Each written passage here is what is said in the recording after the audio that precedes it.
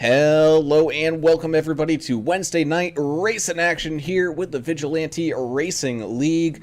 We are live once again from the fastest track in the South. That would be Talladega Super Speedway. All of this racing is brought to you by D&D Race Graphix, and that's Graphix spelt with a F-I-X on the end of that.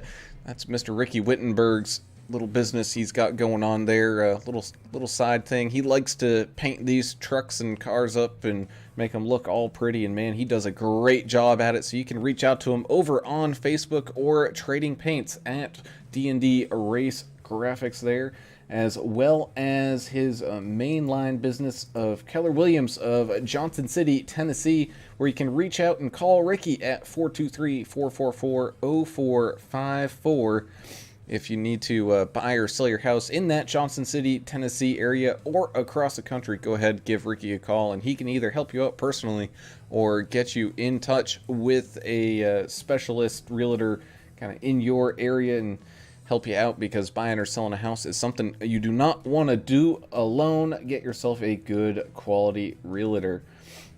We have 100 laps here tonight for our main event, as these drivers just kind of finish up their little practice session going on right now. So let's introduce ourselves. I'm Alan Brown, and I'm joined in the booth, as always, by Mr. Alan English. Alan, how you doing tonight?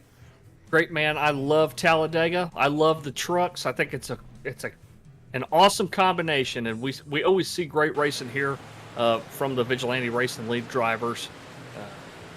They put on a great show every single week. And we're almost done with the season. We got one more race next week at Auto Club, and that's for all the marbles. But tell you what, it's going to be tough to knock down John Ellis off that first place off the standings. I mean, he's just had one heck of an inaugural season here, and definitely looking for some action tonight here at Talladega. I love it. Yes, sir. Yes, sir. It's down there on pit road. He's going to be watching the action out here tonight. Had a little craziness happen in the last few laps last night over at HCK, but I got a feeling we're in store for some more of that here tonight, Mr. Adam Turner. Yeah, the way that ended last night, the same scenario, Talladega. I mean, it was trucks upside down, finishing on the podium. It was awesome, man. I'm with English. This plate track racing is probably my favorite to watch. I know it gets a little dicey at times, but here we have admin cautions, so we might not have as many cautions as we did last night, but too fast repairs, there's a 17x incident limit, so if these guys getting too many crashes, they're going to be disqualified. 70% fuel, unlimited tires. It's hotter than hell on the track. It's like 106 last I checked. It's gone down to 98. Still hot, but that's not going to matter. They're going to just turn left, drive fast, and kick ass. Yes, sir. As we look at tonight's race info around this 2.66 mile racing track, you can see there where that little red line is. That start-finish line is just after that kind of little kink in the track, that little tri-oval section. So that little extra few hundred feet, man, it makes for some really exciting finishes and makes all that drive off of turn 4 all that much more important. But like you said, great weather here today. Sun shining, got some cloud cover cruising on over just a little bit, but other than that, these drivers are in a-okay shape. Bringing us down to that key to the race here tonight, and it's close out strong. This being the second to last race of the season, getting ready to crown a champion here coming up next week. Man, it's time to kind of nut up or shut up, and definitely a few of these guys have made use of their talents here. Well, and what's great is they're going to wrap up the season next week. They're going to take a couple weeks off, and then they're rolling right into the next season of this year. So with a few changes, some exciting changes coming to Vigilante, which we'll talk about later on in the race. But it's going to be exciting tonight. The drivers are out there putting in their qualifying times. It is solo qualifying here, so it's just a matter of stick it to that yellow and try not to turn that wheel as much as you'd like as we take a look here at that 221, the current points leader of John Ellis. Some people already starting to put in some times here. So while they're doing that, let's go ahead and take a current look at what the standings really are. John Ellis, man, he is pretty well clear of Jess Vaught and Timothy Pope. So I think, barring any catastrophe here for that 221, he's going to walk away here a season champion. But that doesn't mean anything here because the fight for second and third is still on. Jess Vaught just 4 points clear of Timothy Pope back there. Tim Pope being the current reigning champion. And, of course, we knew he was going to at least do pretty well this season. But Jess Vaught as well having a solid season. But they as well, they really can't give up too many spots here tonight, as Josh Bittner, he can make up a ton of ground if those two fail to finish very well. Yeah, and this is the one. I mean, anybody can win this thing. I say it all the time. People probably get tired of hearing it. Champ to chump, chump to champ. That's a serious thing in a super speedway.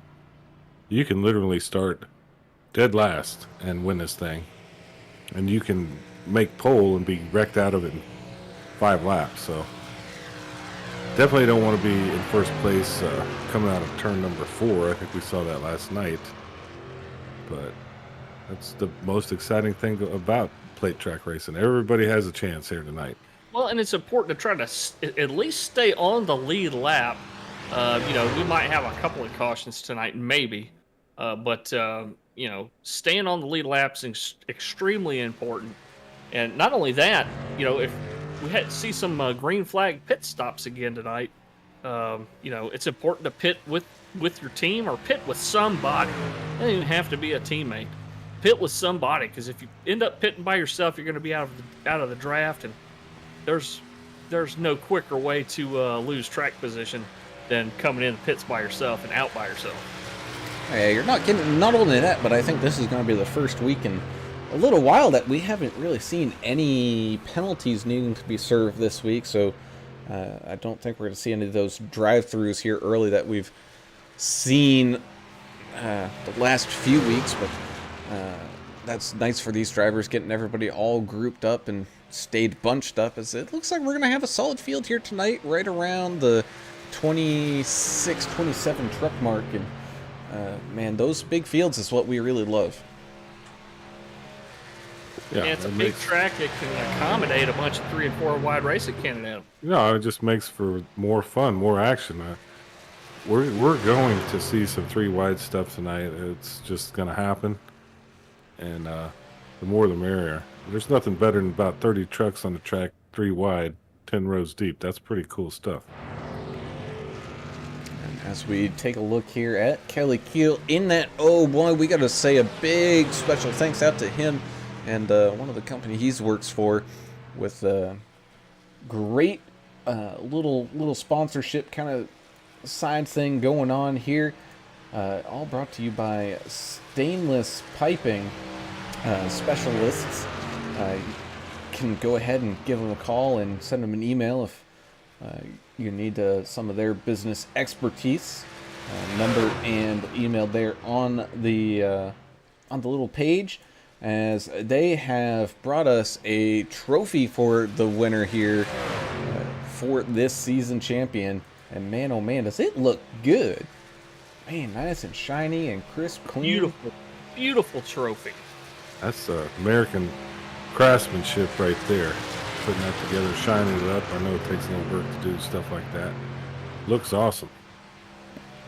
Yeah, and man, that's one of those things, you hang it up, and then when your grandkids come running around and they say, hey, what's that? It's like, oh, back in 2022, I was season champ, Yeah, they could probably even pull up the YouTube video of them winning it too, if that's still around, whenever that is. But it is a cool trophy, man. I think it's probably the neatest kind of trophy I've seen here in iRacing in a while.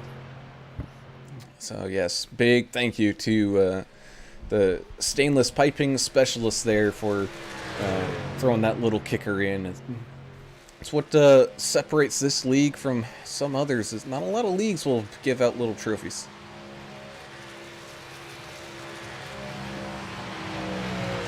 Any kind of trophy doing this. Have you English? No. Is that a serious question? No. Hell no. I'm awful. I did get a one where I got wrecked by my teammate trophy. I don't know if you've seen that one before. That's a dented up car or truck. But that usually happens in the car. mountains. I think that's when we were in Arkansas. Mountains of Pocono.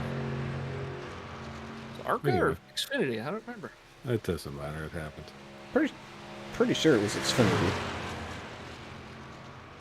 Yeah, I was having a really great run till that. Well, it's not about us though. It's about these guys tonight. These teammates, I doubt, are gonna crash into each other. I'm just saying. It's Kelly being the last one to put some laps in here. Comes across the line, trying to improve. Not quite, but still a solid effort there from that 0-1. But looks like all the people that we were going to have to get this thing started have all put in some times. Dion Jones not putting in a time yet, but we all as well know Jeremiah Burke, winner of last week. Same thing with Jess Vaught and I think Jonathan Osborne, all getting on the podium there.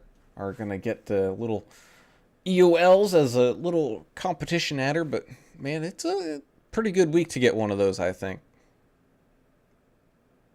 Yeah, because as Adam was saying, you can win this thing starting in the back. We've seen people do it. Yeah, you really don't. The only problem with starting kind of in the back is avoiding what happens in front of you, because something is going to happen. We just don't know where, when, how. But there's going to be some trucks collected tonight and probably a pretty big wreck. So it's kind of just managing that and making your move to the front when you feel like it's time.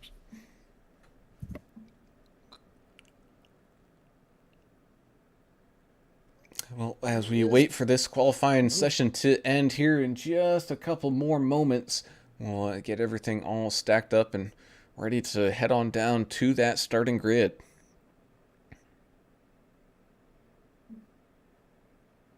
Eric Klafka with your best time here in qualifying, 55.77.6. Yeah, I don't know if that's quite gonna. A time there. It's not gonna matter though. Let's be honest. Once you get in the draft with these trucks, I mean, the times drastically change. That's a pretty good time, but here we go. Let's go ahead and do our official grid rundown here. Tell everyone where their favorite driver is starting here tonight. Starting off with that 88 of Eric Klafka starting on pole position. He's going to have the 2 of America's driver Albert Anderson starting in second on that outside. 29 of Dave Hot Rod Mayberry going to be starting in third on that inside line, with the 37 of Dustin Really starting here in fourth.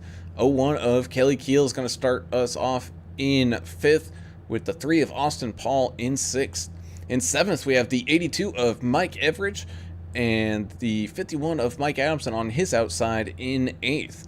Chandler Paul of the 72 is going to start us here ninth, with the 07 of Jack the Ripper Dixon rounding out tonight's starting top 10.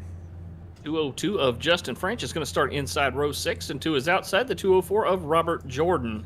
The 257 of Russ Endicott starting inside row 7, with Earl Evans in the 203 on his outside. Row number 8 is going to be the 999 of Jeff Snyder and the 221 of John Ellis. Row number 9 is going to be the 15 of Jeffrey Green, and on his outside, Jeffrey Ottinger in the 214 machine. And rounding out your top 20 and making up row 10, the 14 of John Herdzik and the 7 of Russ Kilgore. There we got the 28 of George Rincon sitting there starting 21st. Right behind him is the 728 of Timothy Pope sitting there in 22nd.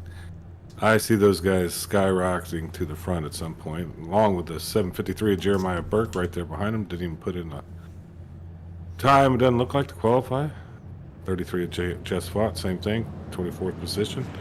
81 of Jonathan Osborne sitting there in 25th. And it looks like the number 4 of Dion Jones will be sitting there 26th, but hey, He's had some good runs. We'll see him probably move to the front. A lot of lazy Susan stuff is what you talked about, Brown. Yeah, I absolutely expect to see a lot of these guys kind of filter from the front and kind of find their way to the back. I got a feeling, I don't know if we're going to see much too wide here. If we do, it's definitely not going to go past that here early, especially with 100 laps here tonight to get to that checkered flag. So I got a feeling we're going to see some single file, some people being patient, but as well as some real jockeying for position, because I'm just kind of looking through this list and whatnot. Not a lot of teammates are front to back as of right now, but that will definitely, certainly change when this green flag drops. Well, we got a bunch of folks already chiming in over on YouTube. Earl Evans, Jake Kutcher, pulling for Chachi out there. Jake Kutcher is. Connie Goodman also pulling for the 81. Ricky Wittenberg pulling for Team Omega. Chan the Man actually asking, is racing hidden number clicked? A lot of different paint schemes aren't on the truck. Yep. I think we don't have hide numbers checked or something on there, so some of the numbers aren't popping up. I don't know what the hell that means, but It's in the get our options. technical man on it. Appreciate the heads up, that's for sure. Well, and also if we ever get a chance, 203's got a pretty cool paint tonight. We'll get a chance to look at that. The pace truck's coming on down. And that we will. So here we go, getting things all up and ready to go to that first green flag here tonight. Side by side, they come through this tri-oval. Eric Klafka and Albert Anderson starting this one off side by side, 2 rows even all the way back through this field. All 26 drivers ready to get this party started, and here we go. Green flag waving first time here tonight at Talladega.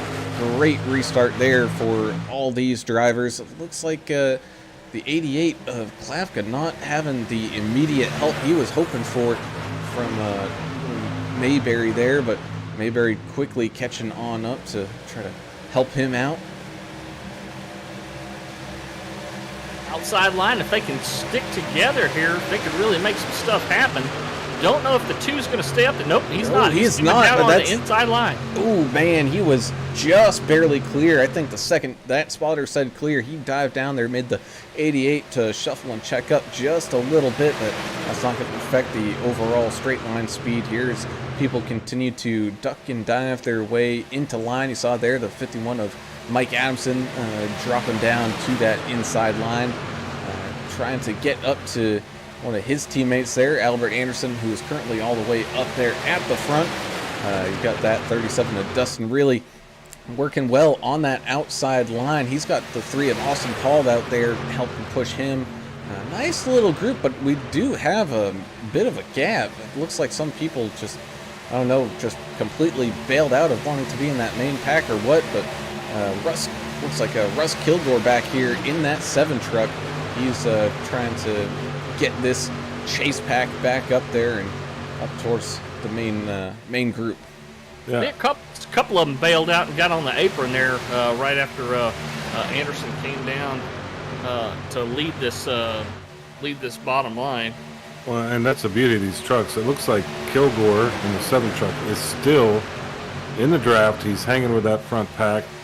Got a really good, just enough gap in case something happens in front of him.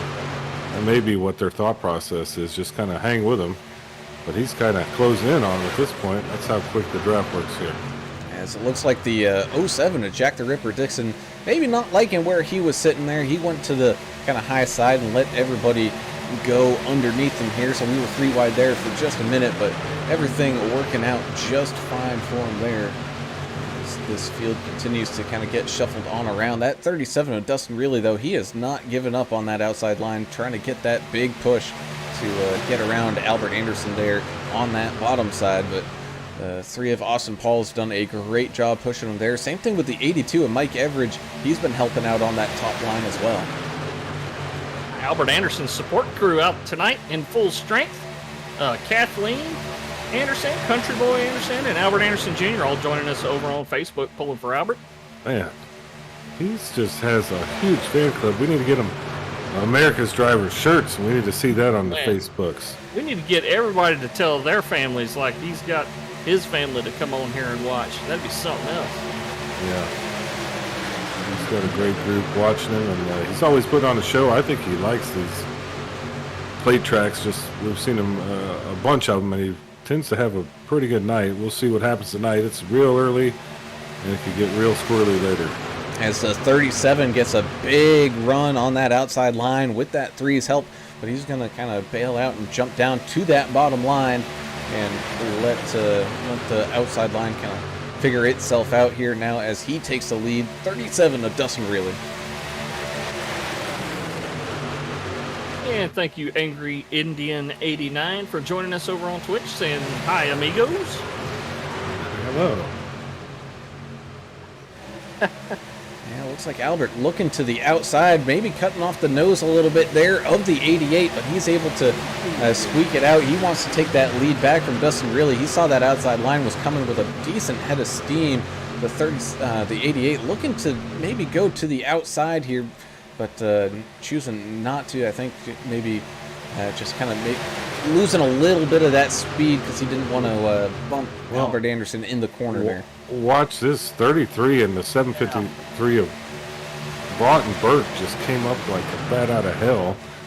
They've made their line up high, and I mean they were moving. I don't know if you caught that, English, but that was an amazing closing rate that they had. I didn't see how they got that much momentum, but they were flying. Yeah, they were. And now they've got Kelly Keel up there with them in that third line. So 3 wide action in the middle of the lead pack here. Let's see if they can put something together. Yeah, you see there, Jack the Ripper Dixon again kind of bailing out this time to the apron here. Looks like he's really wanting to just go straight on to the back. As, man, look at that top line go. I don't know if it's just these guys having checkups in the middle of this field and those guys way outside are just able to keep that pedal down, but they just keep on cruising and cruising. And looks like they're going to have some even more help on that far outside line as that 37, Dustin Reilly, he's hooking up with them as they're all teammates all bunched up there together, the 37, the 01, and that 33. well, this is where it gets fun. 7 laps in, of course, they got a race now, you know. Nobody's patient in iRacing. No, as the 82 gets kind of left on his own there in the middle. Mike Everidge basically lost all the help that he had, whether people going to the bottom or the high side. So people are still going to be sticking it 3 wide here. Slowly people trickling down off of that wall. But looks like Jeremiah Burke and Jonathan Osborne getting a little bit of that benefit, being able to get drugged up from the back with some of those guys kind of towing them along, but not making it all the way to the front. They're still sitting pretty good about 5 or 6 rows back. Here comes Keel jumping back out, getting back in the outside line in front of Vaught. Let's see if they can close it up a little bit. They used the third line to get up there, but as soon as they got up there, they knew the right thing to do was to get back down because, well, look at Mike Everidge out there in the 82. Trying a little bit of that third line. Third line, I mean, you really have to have a bunch of people up there to make that work. As we see Everidge, he's going to lose a few positions here. He should be okay riding behind these guys. Yeah, I just thought it's just, I don't know, it's like a man on a mission. Ellis, on the other hand, is sitting there in 21st place, looks real patient on inside line, kind of hanging out, putting some laps. Well, so not only that, but you also have the 37 leading that bottom line. You got the 01 leading that top line. So you got teammates controlling both lines here. We're having problems with trading paints again tonight. See a few folks, well, there's quite a few trucks out there that really look like they're paint loaded. I love technology. Oh, yeah.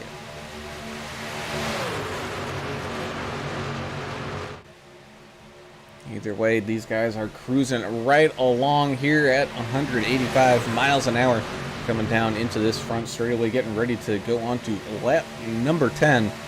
So with the 70% fuel, I think we're looking right around that 25 to 30 mark for pit stops, barring any yellow flag situations that we have going on. So that's when we'll expect to see some pit road action to kind of start to come down and happen here for you guys. It looks like they're riding along pretty calm right now, knowing that it's very early and there's not, the risk versus reward scale is not really tipped in your direction at this point.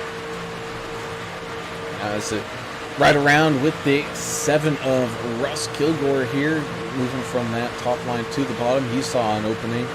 So you kind of see the squirming little snake here of the trucks in front of him, but that's kind of what we expect at these plate tracks. These trucks being buffeted by all of that air that's going all around them, and they're not designed aerodynamically, that's for sure.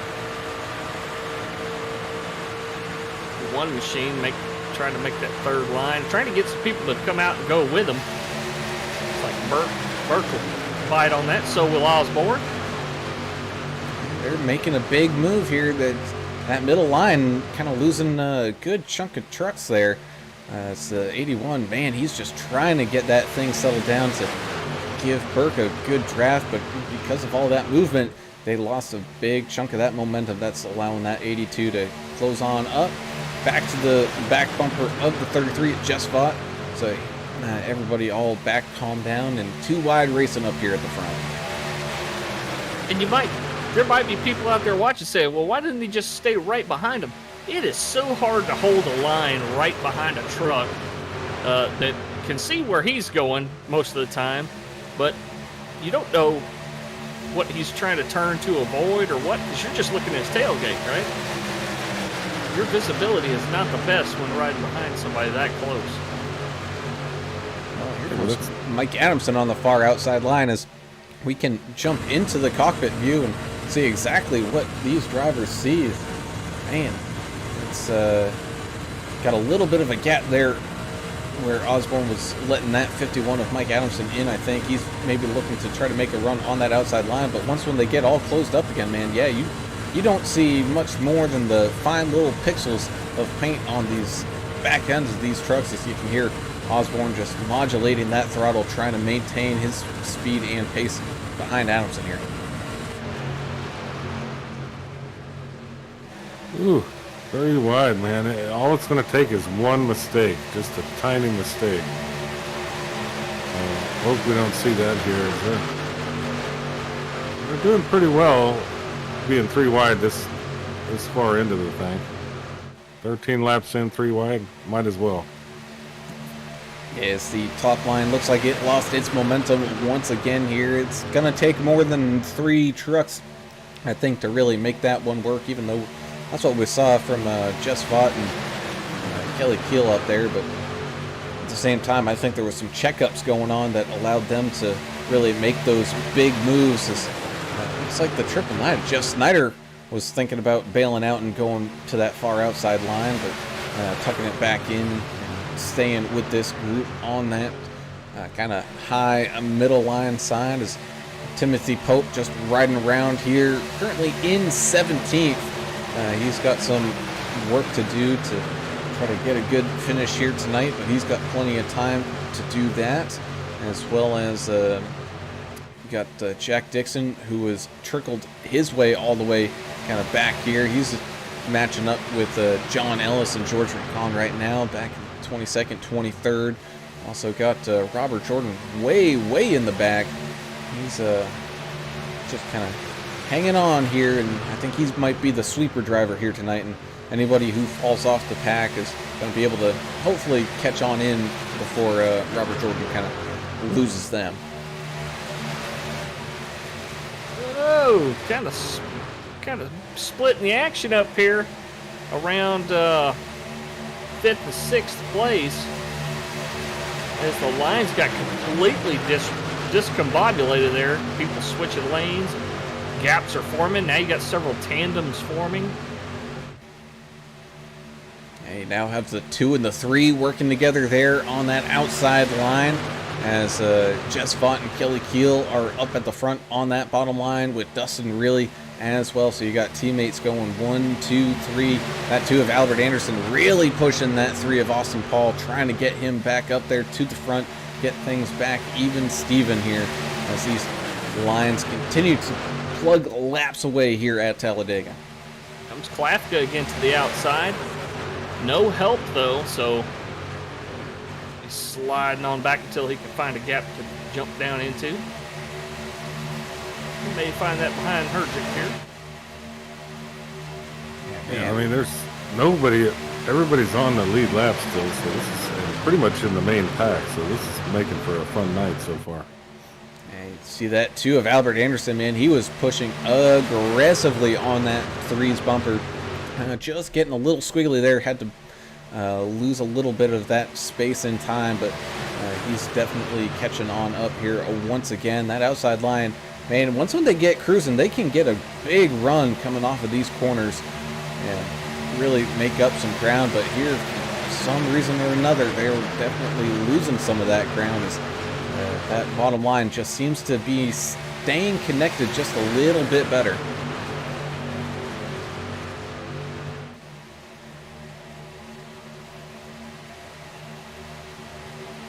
Why do you think that bottom line just tends to run a little quicker here? Is it just because it's just a little bit shorter around, or it seems like I have an easier time forming down low? It's a little shorter, and it's easier to hold a line down there because you've got that yellow line to reference. You know, I think a lot of these guys that try to run towards the outside of the track, they're not really following any particular marking, I guess you could say, on the track. I mean, you're going to be coming down, trying to pinch the bottom line a little bit, maybe throw a little side draft on them. They just don't form up as well and follow nose to tail quite as even. There they go once again on that outside line, picking up a big run. You got teammates of Adamson and Anderson working together really well here, trying to get that 82 of Mike Everidge back up there as the triple line. Jeff Snyder bailed out to head on down to that inside line. Here we go down this front straightaway into the tri-oval section, trying to get that run and keep it going up until turn number 1 and 2.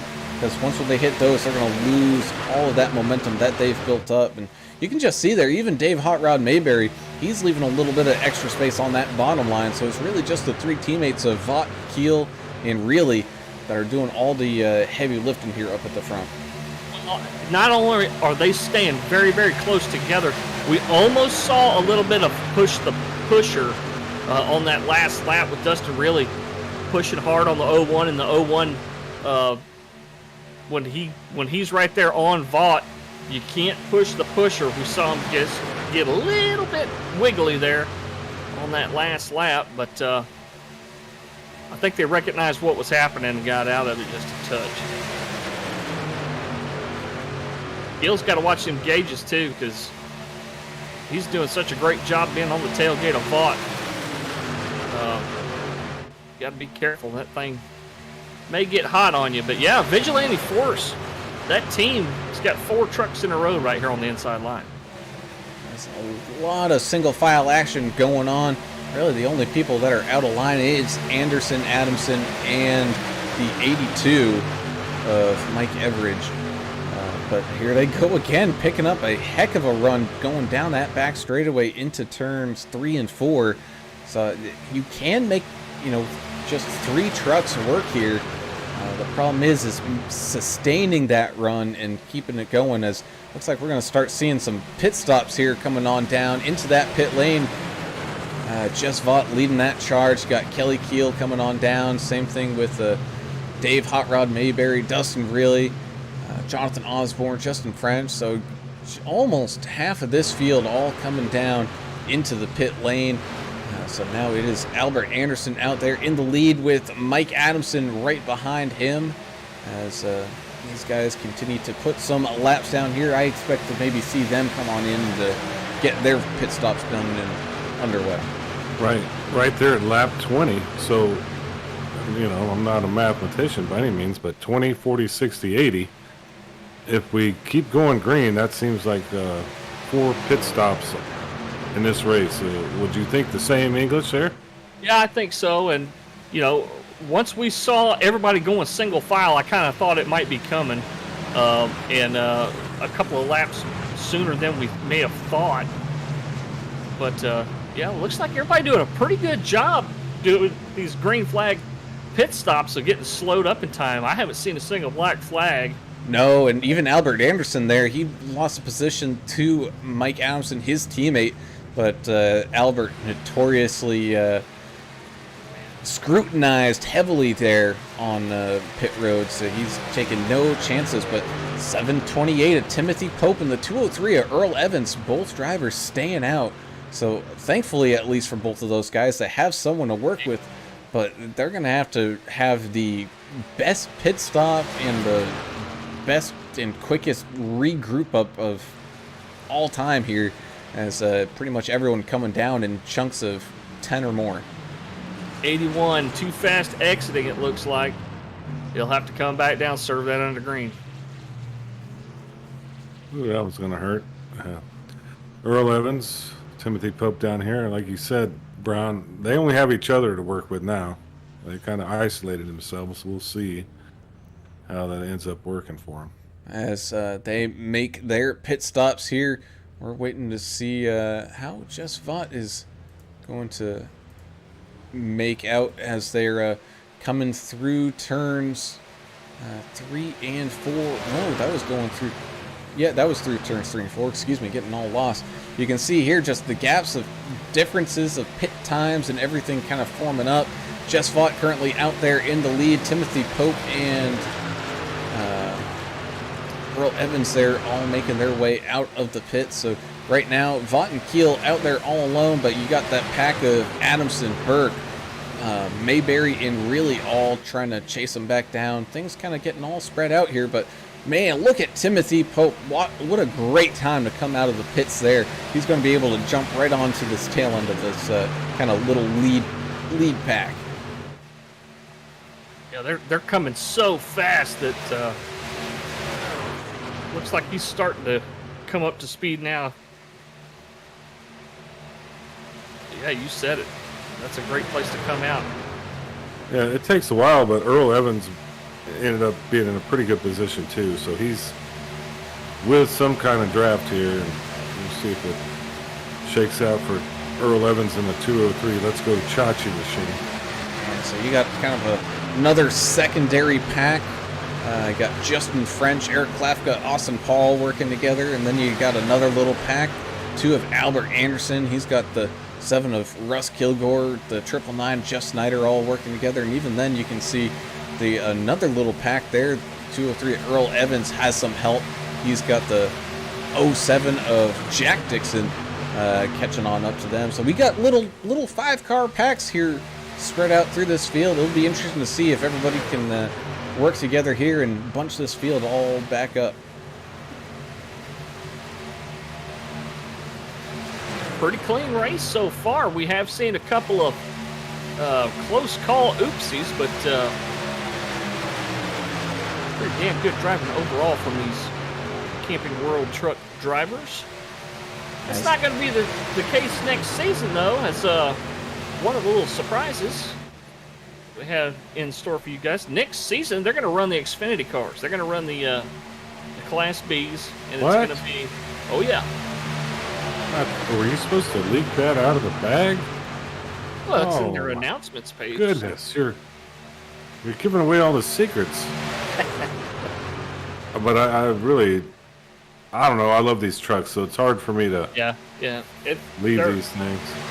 They're an awesome platform. They're forgiving, you know. But It's really been an exciting run with these trucks. That's for sure. Xfinity is fun, though. I think it's yeah. a challenge to drive. You really show your skill off an Xfinity car. I had a blast running Xfinity in that league we were running in with the team we had. You know, I had a blast doing it.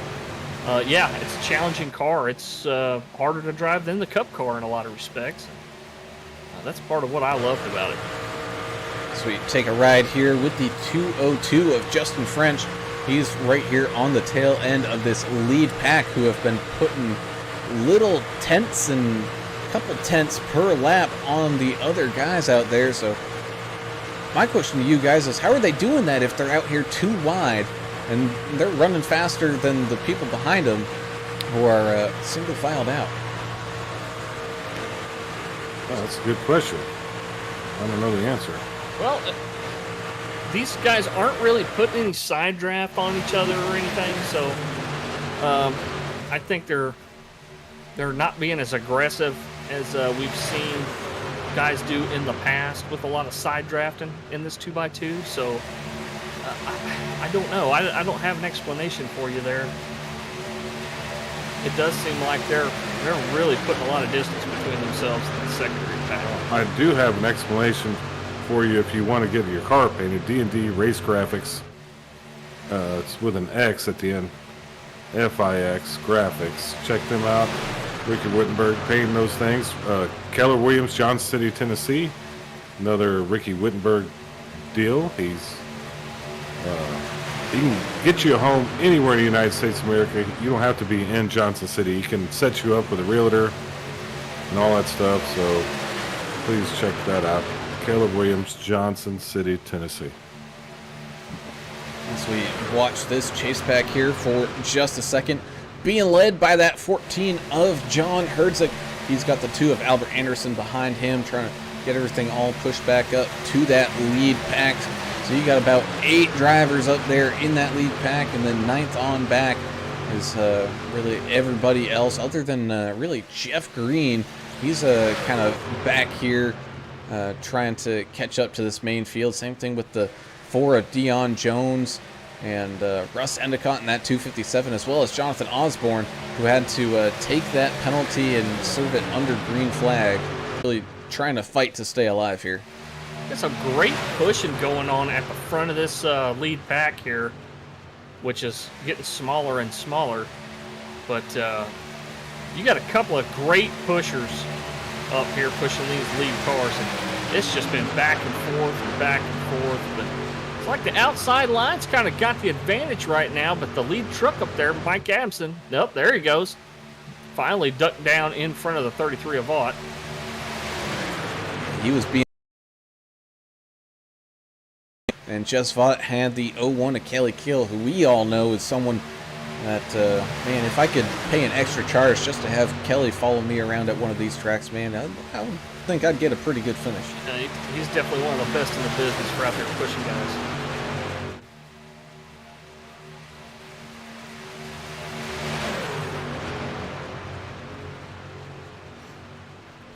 Well, 30 laps have been completed here at Talladega. No incidents to report of, as we got just a separation here of the 2 main packs. Still about 4.5 seconds and climbing there, that gap in speed differential. And just looking at the overall lap times, I mean, the front pack, the slowest person is doing, you know, a 59.6. And then you go back to the leader of that chase pack, they're running, you know, 52 O's, which is, you know, pretty much 3/10, 4/10. And man, it's dicey out there for those guys trying to pick up that much ground. Lapka getting pushed by the 3 machine, not able to get up there and clear the 14 of Herzig for the lead of this secondary package. Well, you're just putting the numbers out there, Brown. They're running basically 4 seconds faster than they are solo when they were doing solo qualification. That's pretty amazing how much speed you get when you're running this pack formations. And the guys that are running behind the lead cars, able to modulate, feather that accelerator, and save a little bit of fuel. guy leading each line. He's running wide open. Whoa! Flacco blinked out for a second and reappeared right in the middle of the 3. They were 4 wide there for a second. And it's everybody. Outside. Everybody kind of scattering all around from a little magic trick going on back here in this chase back. Things kind of starting to settle down just a little bit. You can see that 203 Earl Evans really pushing the 3 of Austin Paul on the excuse me, on that outside line, really trying to get them up to speed here. And I don't know, maybe it's the 2 wide action making that front group go that much quicker or whatnot, because then you had the side draft looking for each lanes, maybe gaining that extra 1.5 miles, 2 miles an hour that you need. So, I mean, once when you're talking at speeds like this, you're talking 1 mile an hour, 2 mile an hour differences, and that's what's the kind of the big difference between the 2 packs right now. Yeah, a lot of side-to-side action here in this secondary pack. They were 3 wide there for a little while, and it was starting to get a little bit, starting to make me a little nervous. But Jake Kutcher over there joining us on YouTube, been putting in a lot of comments tonight. And he's talking about Chachi. He said this is one of the most incredible people, and if you don't know the full story about him, you know, he's an absolute monster when it comes to racing. Yeah, we heard his story over there on the Vigilante Report on SoundCloud. Go check that out. I think it was the very first episode. They had Osborne on there for Driver Spotlight. Just to hear his story, it was quite incredible.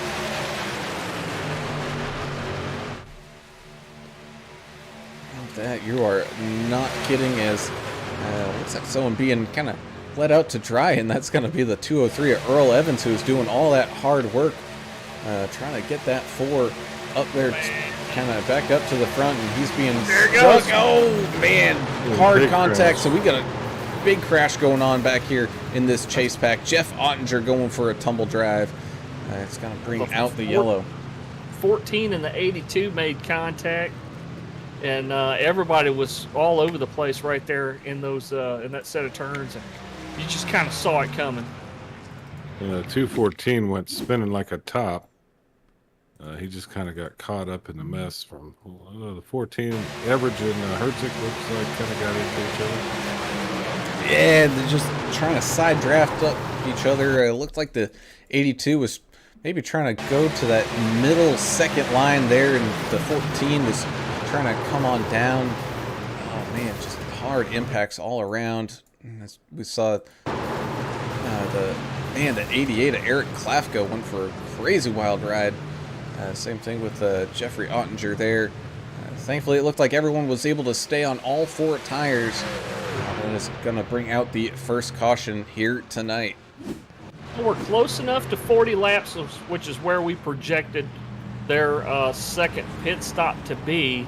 So I think you're going to see everybody come down here and top off with fuel, maybe get 2 tires. It's going to change the game a little bit, but if we have some more cautions, they could stretch a little bit here. But first caution, lap 34. Not bad at all. That's pretty damn good at Talladega, especially when they were doing that 3 wide stuff, the shenanigans, which people want to race, man. This is what it's about.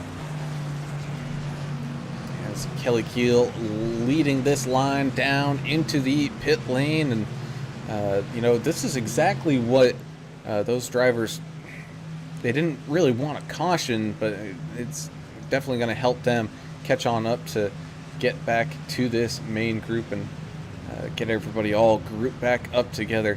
Question is, will Jonathan Osborne get his lap back here, which I believe he will. So I don't think he was involved in that caution.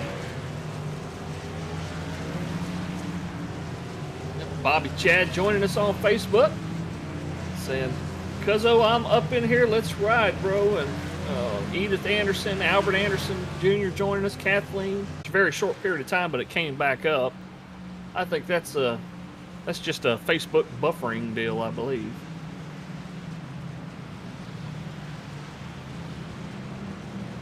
Yeah, they'll get everybody re-racked. And get everybody stacked back up together in one big old pack again. We're going to have every single truck back on the lead lap too, aren't we? Yes, we are, by the looks of it, because I don't think anybody ended up towing due to that incident. I think everybody was at least able to drive away. Well, that's the best part if you don't have to tow. I mean, that'll save you. You do have 2 fast repairs there, 70% fuel. That 17X thing, I don't think we're going to see any issues with the 17X incident points tonight. Oh, I think you're right on the money there. They've just been running real clean, you know. Well, I don't want to be the jinxer of that, but you never know, especially with the side contacts. Generally, especially at these plate tracks, iRacing is pretty lenient with the nose to tail bump drafting and whatnot. But man, they'll catch you for a 4X for just a little, little rub to the side there.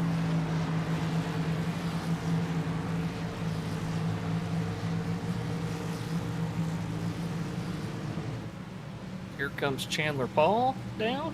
Austin Paul.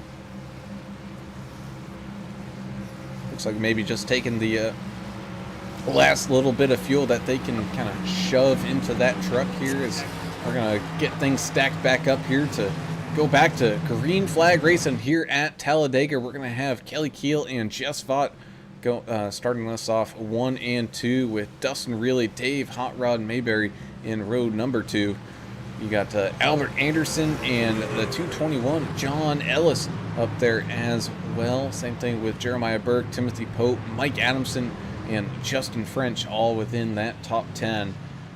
All drivers basically who had started in the back, making their time all the way back up here, other than Jonathan Osborne, who did make his time to get all the way back up towards the front from the restart, but at the same time, just then getting that speeding on pit road penalty, which, man, that's the thing I think we're going to really have to watch here. I think we're going to see another round of green flag pit stops happen again, and it's those pit road penalties, the silly little incidents like that you shoot yourself in the foot, and you can't blame anyone but yourself. Robert Anderson Jr. saying, great job in the pit, son. Yep, I'm sure his pop will say, don't speed, because he got onto him for it before. And that's why we saw Anderson kind of being over-conservative coming into the pits and on that last set of pit stops. If there's anywhere to be conservative coming down pit road, it's here. Yeah, even then, you're not going to lose. Yeah. You lose a heck of a lot more having to pit under green. Well, and if we're at Darlington, you pitting every second counts, right? But here, a little wiggle room. Better safe than sorry. Well, the pace truck with the lights off is going to peel back down into pit road here.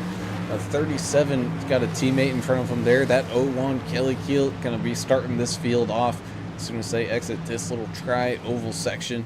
All rows all stacked up and ready to go. We go. Green flag is out once again here at Talladega. Side by side they go, trundling across that checkered line and into turns 1 and 2. Still side by side. Great restart by all these drivers as everybody's remaining pretty tight up here at the front. Looks like the 221 of Ellis maybe trying to peek out, take it 3 wide right off the bat. He does have the 753 of Jeremiah Burke maybe peeking with him there, but thinking better of it and tucking right back in the line. So what the front 4 trucks did there, they're all teammates. They're all Vigilante Force team. So they controlled that restart completely because, they were nose to tail, too deep and too wide. So, I mean, it looks like Vaught and Mayberry are kind of falling back just a touch, but it doesn't look like Albert Anderson's going to move up. No, it doesn't look like it. I think he's going to stick with the run here on that inside line as that top line kind of falling apart. John Ellis decided, I think I'm going to be safer moving on back and hanging out for a little bit. Yeah, that he does, being the current points leader and by a good margin. Really, the only thing he doesn't want here tonight is to finish dead last. Well, and the 81 of Jonathan Osborne in 21st place, but he's zigzagging his way back to the front of the pack. Yeah, he is. He's definitely making some moves. He wants to be back in that front of this thing. Getting a good look at the tailgate of the truck in front of him with his own face on it. Staring back at himself. That's a heck of a paint. Earl Evans always got cool paints. That was a Let's Go Chachi paint scheme for Earl Evans in the 203. Looks like the Twitch feed is down. Losing some frames here. It's not down on my end, but I know we got some storms rolling in too, so I don't know if I'm losing some connectivity myself. it looks okay to me. Hey, YouTube's still up. We would ask y'all, but if you weren't here, we wouldn't be able to get the answer, would we? Yeah. Truth.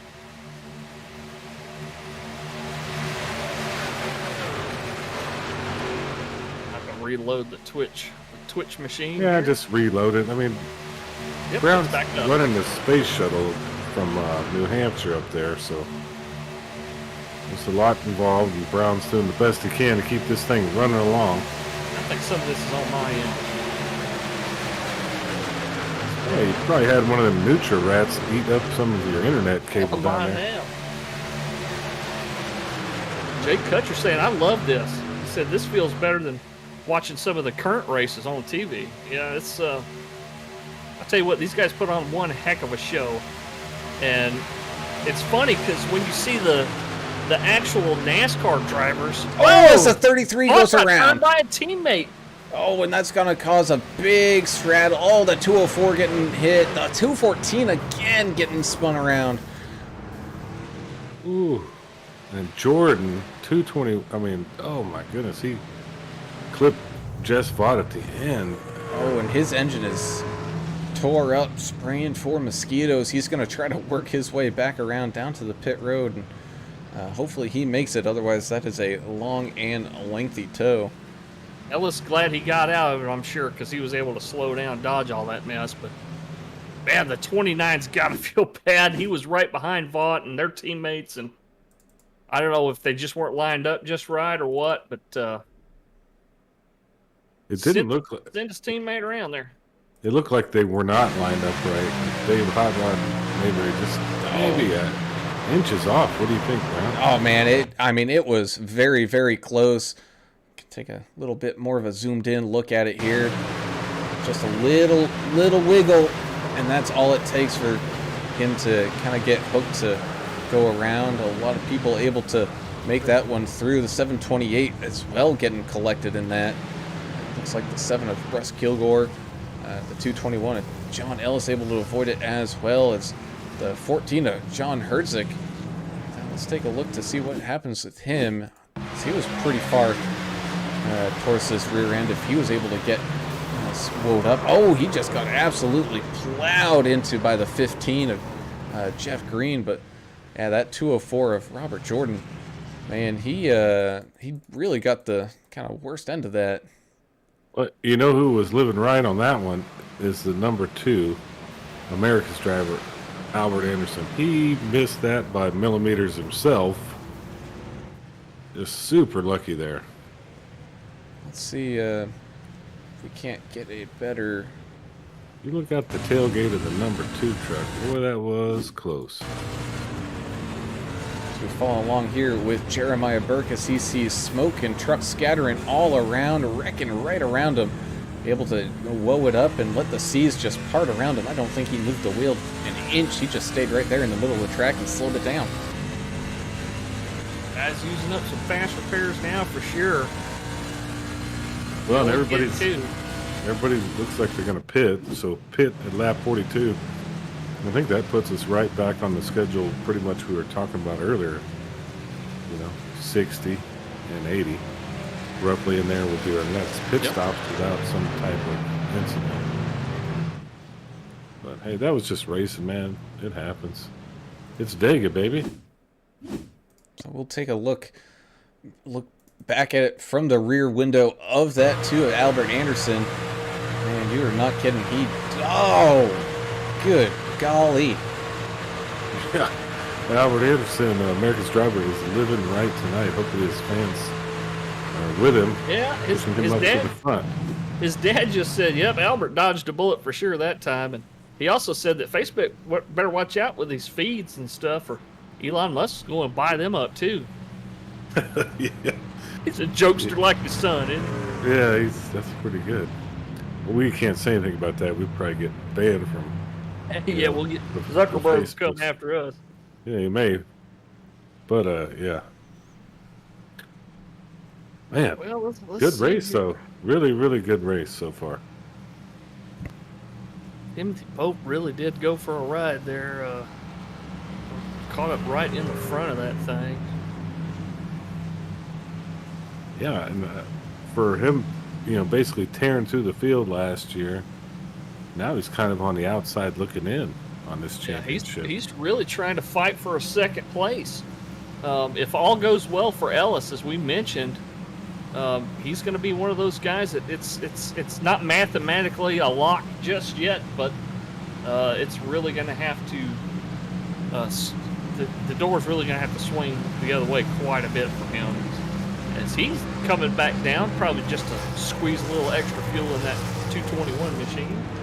Well, with the two faster pairs, he most definitely used one there. I'm sure he doesn't mind heading onto the back to maybe play it safe to make sure he doesn't have to use that second one too early here. Man, we still got some people there in the pits. I don't think anybody really had to tow, so everybody is going to be able to maintain the lead lap here, which is good. That's really quite amazing that nobody had to tow there after seeing Yeah. the hard contact you had, especially between trucks like the 15 and whoever he hit in the rear end. I can't believe that didn't blow his engine up. Well, I love it like that, though. I mean, I hate seeing guys have to tow. Yeah. I think it Being takes lapped too much. down. Yeah, it takes too much time. If they can get that thing under power, back to the pits, that's the best scenario. And I think we dodged a couple bullets with that tonight. Everybody's sitting here on this lead lap. That's pretty damn amazing right now. We're almost halfway through the race tonight, and everybody's still on the lead lap. That's you said it, man. That's awesome. I love it. We'll get everybody stacked back up here to restart here in just a second. They're already going too wide here. That they are. Getting everybody all stacked up here in turn number 4. Looks like we're getting ready to go back to green flag racing here at Talladega, just about to that halfway point as that pace truck slowly moves his way down into that pit lane. This field being led by Kelly Keel and Dustin Reilly side by side, so teammates once again controlling these lines. The 29 Hot Rod Mayberry and Eric Klefka sitting right behind those two leaders here as they make their way through this tri-oval section, getting ready to take to this green flag. It is up, it is ready, and here we go. Green flag racing once again here at Talladega. You can see everybody getting a solid restart. A few people maybe pitting early when the pits were closed, so they had an end-of-line penalty, so that bottom line is going to have a few more trucks stacked up in it than the other one, but that is fine, absolutely fine, as here we go through turns 1 and 2 without an issue, still side by side up here at the front, the 01 and that 37, the 29 catching on up to that 37's bumper. I wonder if he's might leave a little extra space, knowing maybe aggressive bump drafting is not the thing to do here right now, but still putting in some pretty good effort there. Yeah, as well as the 204 of Robert Jordan. He's trying to work his way through this field on that bottom line right now. He's got Russell Endicott on the outside of him here. He's working with the 81 Jonathan Osborne, trying to catch on up to Jeremiah Burt, who had a really good race last week over at Watkins Glen, he just absolutely drove away and dominated the field there to pick up the win. He's looking to try to make it 2 in a row here tonight. Yeah, last week was interesting, especially with that boot setup in the course. That extra little boot hill section that they don't run with stock cars. They run it in IMSA, sports car and open wheel. But it was neat to kind of see this truck chassis run around. It was kind of neat. Guys have a lot of problems on that on the exit of that boot hill section when they were getting back on the main track. I think that's when we saw the majority of the problems. Yeah, that was interesting to say the least. But I'm watching Jess Bott. He's sitting in 24th position now, so he went from champ to chump. But I have a feeling he's going to work his way back up to the championship area here. Not too distant future. He's starting to make some moves. As it does look like we lost one off the back of this pack, the 07 Jack the Ripper Dixon. He's fallen like a bag of stones. Just once when you lose that draft, man, it absolutely kills your race. As these look at the tail end of this field, you can see the 4 of Dion Jones right around there with that 33 of Jess Vaught and the 221 of John Ellis. All 3 drivers participating in that kind of top 3 that are going on, trying to figure out a way to win the championship here. As even more drivers continue to shuffle around up here, up at the front and in the middle. You see the 7 of Russ Kilgore, and he's trying to put in some solid laps on that outside line, catch up, and hopefully get the run and maybe take a lead and get some bonus points here.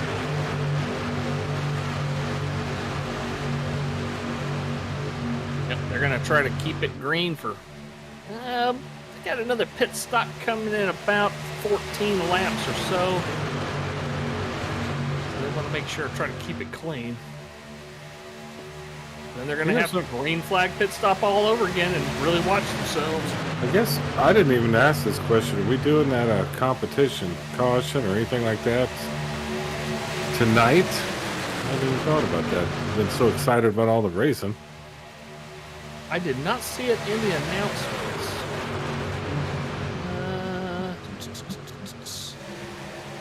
I don't know, unless it was in the race director report from last week, which I did not see. Ooh, we got a little squirrely back here. Here we go again. And Earl Evans sideways. No one making hard contact, but they were able to chuck out the yellow there. Yeah, I guess better safe than sorry. You don't want to. How many trucks were? Was it just the 2 there? Yeah, Evans and Green and Evans. It looked like it was going to be worse than it was, to be honest with you. Yeah, contact with the ball. Clipped George Rincon a little bit, right? Yeah, the 28 just absolutely. Well, let's just say he should go down to Waco because he ain't going to be rolling no snake eyes. Let's put it like that. Yeah, he's on the lucky side on of the that. side tonight. Yeah, George Rincon really dodged a bullet there, and I'll tell you what, that was actually a pretty good save all the way around. Oh, he did get clipped, but he was able to hold on to it. He does have a little rear end damage there, but man, that could have been a heck of a lot worse. Yeah. Yeah, they threw the flag. I don't see a problem throwing the flag right there because it looked like it was. It was disastrous. Oh yeah. That we're talking taking out that entire tail end of the field, but everybody able to check up, and the wreck avoidance has been on point here tonight. I think we'll see a lot of fuel-only stops right here just to cram more gas in there. I think so. At least the back half of the field. I don't know how many liters we'll see. You don't need tires at this point. Just let it rip, But these that kind of shows how these trucks, if you have a little bit of space, you can save it. What do you say, English? That kind of like a sail. When you get them sideways, they can push themselves back around. Yeah, there's so much surface area on the sides of these trucks, just the way they're built, and that spoiler on the back is humongous. So I mean, that the truck wants to go back straight again once it gets sideways like that. As it does A little look bit like easier to save than a stock car. does look like everybody coming on down, getting that splash of fuel, trying to make it all the way until the end. Kelly Keel winning that drive off of pit road, then Eric Klafka, Mike Adamson, Albert Anderson, Dustin Reilly, Mike Everidge, and then Russ Kilgore. Robert Jordan gets some spots made up there. Same thing with the 753 of Jeremiah Burke and the 999 of Jeff Snyder. All drivers here at that halfway point making up some good ground. Couple of forced tire stops toward the back.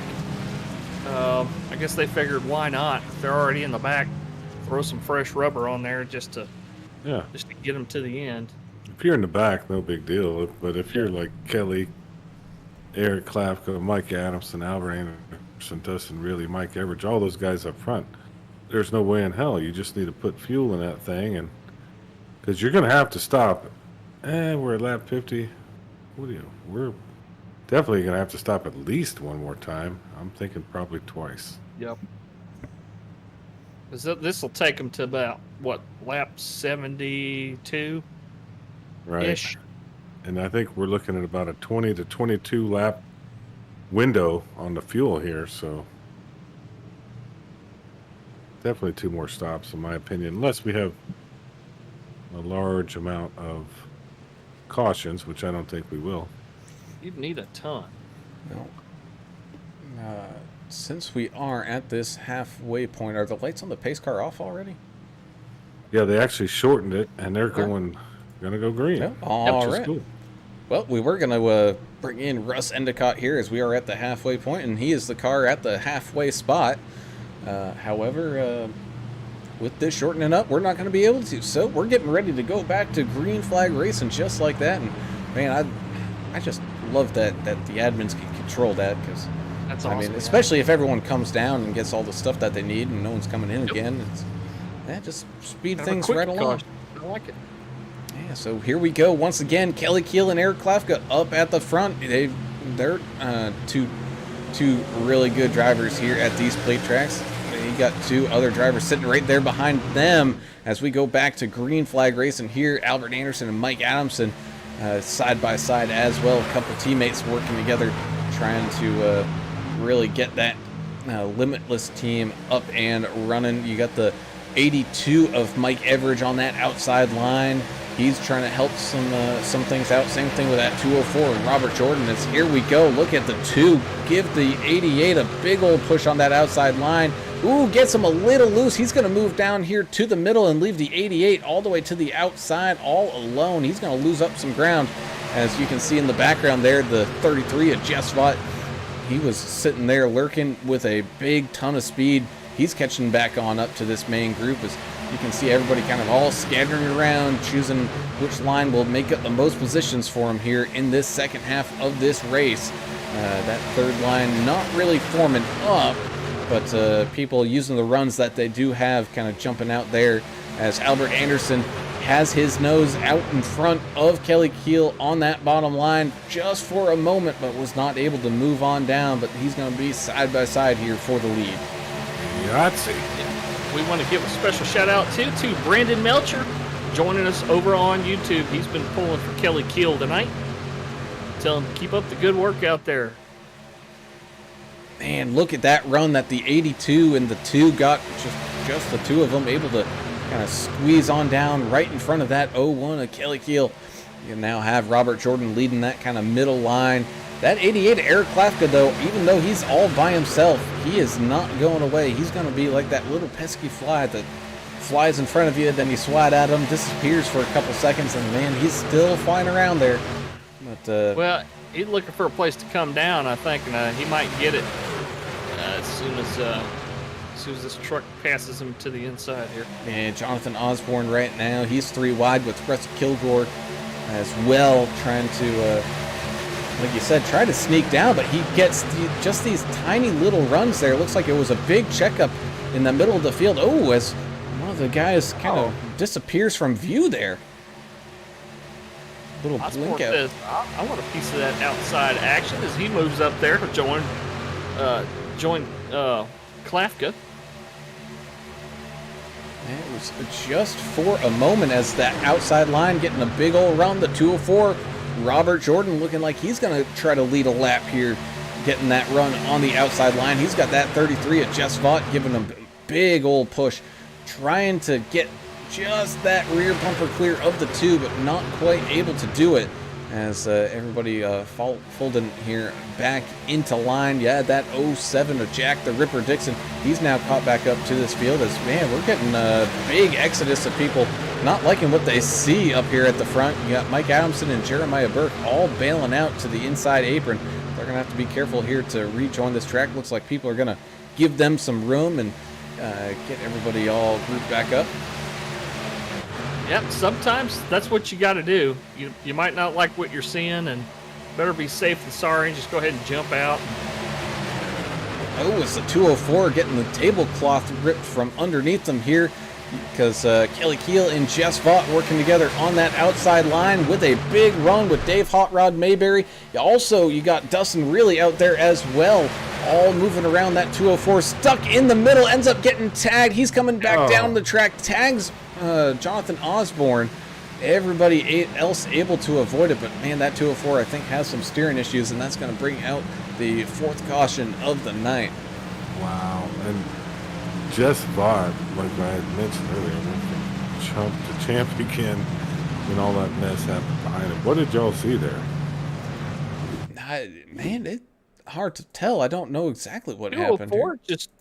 I saw him get sideways, but I didn't see how he ended up. He's in that turbo tunnel. Brown talks about the Robert Jordan in the 204. Well, I can't say it was a turbo tunnel because it's not like it was open and he moved there. He was kind of forced there as everyone went around him, so it acts just a little bit differently here. I'm trying to find the chopper camera here to see exactly what happened. 3 wide, and he just kind of drifts out to the 37 of Kelly Keel.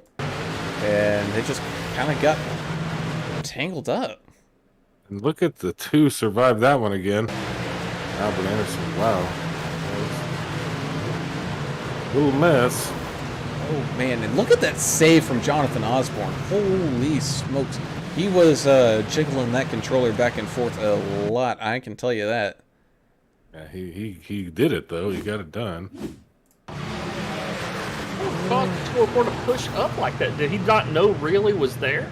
Well, I don't know, or was it the aerodynamics of these trucks going 200 miles an hour roughly and kind of pulled him up into the upper lane? I don't know. What do you think, Brown? Man, it's one of those situations where at these plate tracks, in English, I think you'll agree with me on this one, is if you don't get your turn in just right, you will push up the track just a little bit. If you turn in too early, you then overcorrect, as looks like everyone coming down to top up on fuel once again. It looks like this might turn into a little fuel mileage race here, kind of towards the end of this thing. But either way, it could have been that, just not getting that turn in just right. But at the same time, could have also been some air going around there. But he also just might not have realized that the 37 was pinching down just a little bit. Well, to get these trucks to turn, you have to have downforce on your nose to give the front tires grip. Now, yeah, sometimes maybe you miss your turn in just a little bit and you yank on the wheel, and if you don't have any downforce there may be some hesitation there. It might not grip right away. You're going to slide up the track and hit somebody, and that's what happened. Yeah, I got 2 amazing things here. Everybody's on the lead lap, which is incredible. We hadn't had to do any lucky dogs, nothing crazy. And the Rangers won tonight. Oh, they did? They beat the Phillies, huh? What an amazing feat on both accounts. So. Excellent. Yeah. Well, Jake Kutcher been joining us all night on YouTube. He says, man, I wish I was racing this right now. I feel like this might be a calling to iRacing for me.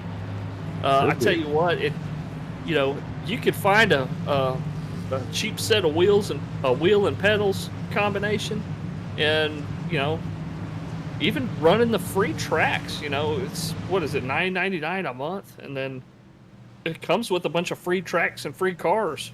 Yeah, they do a lot Then of you can deals. try I it out to race. see if it's for you. So, If, man, by all yeah, means, do it, man. Try it out, Jake.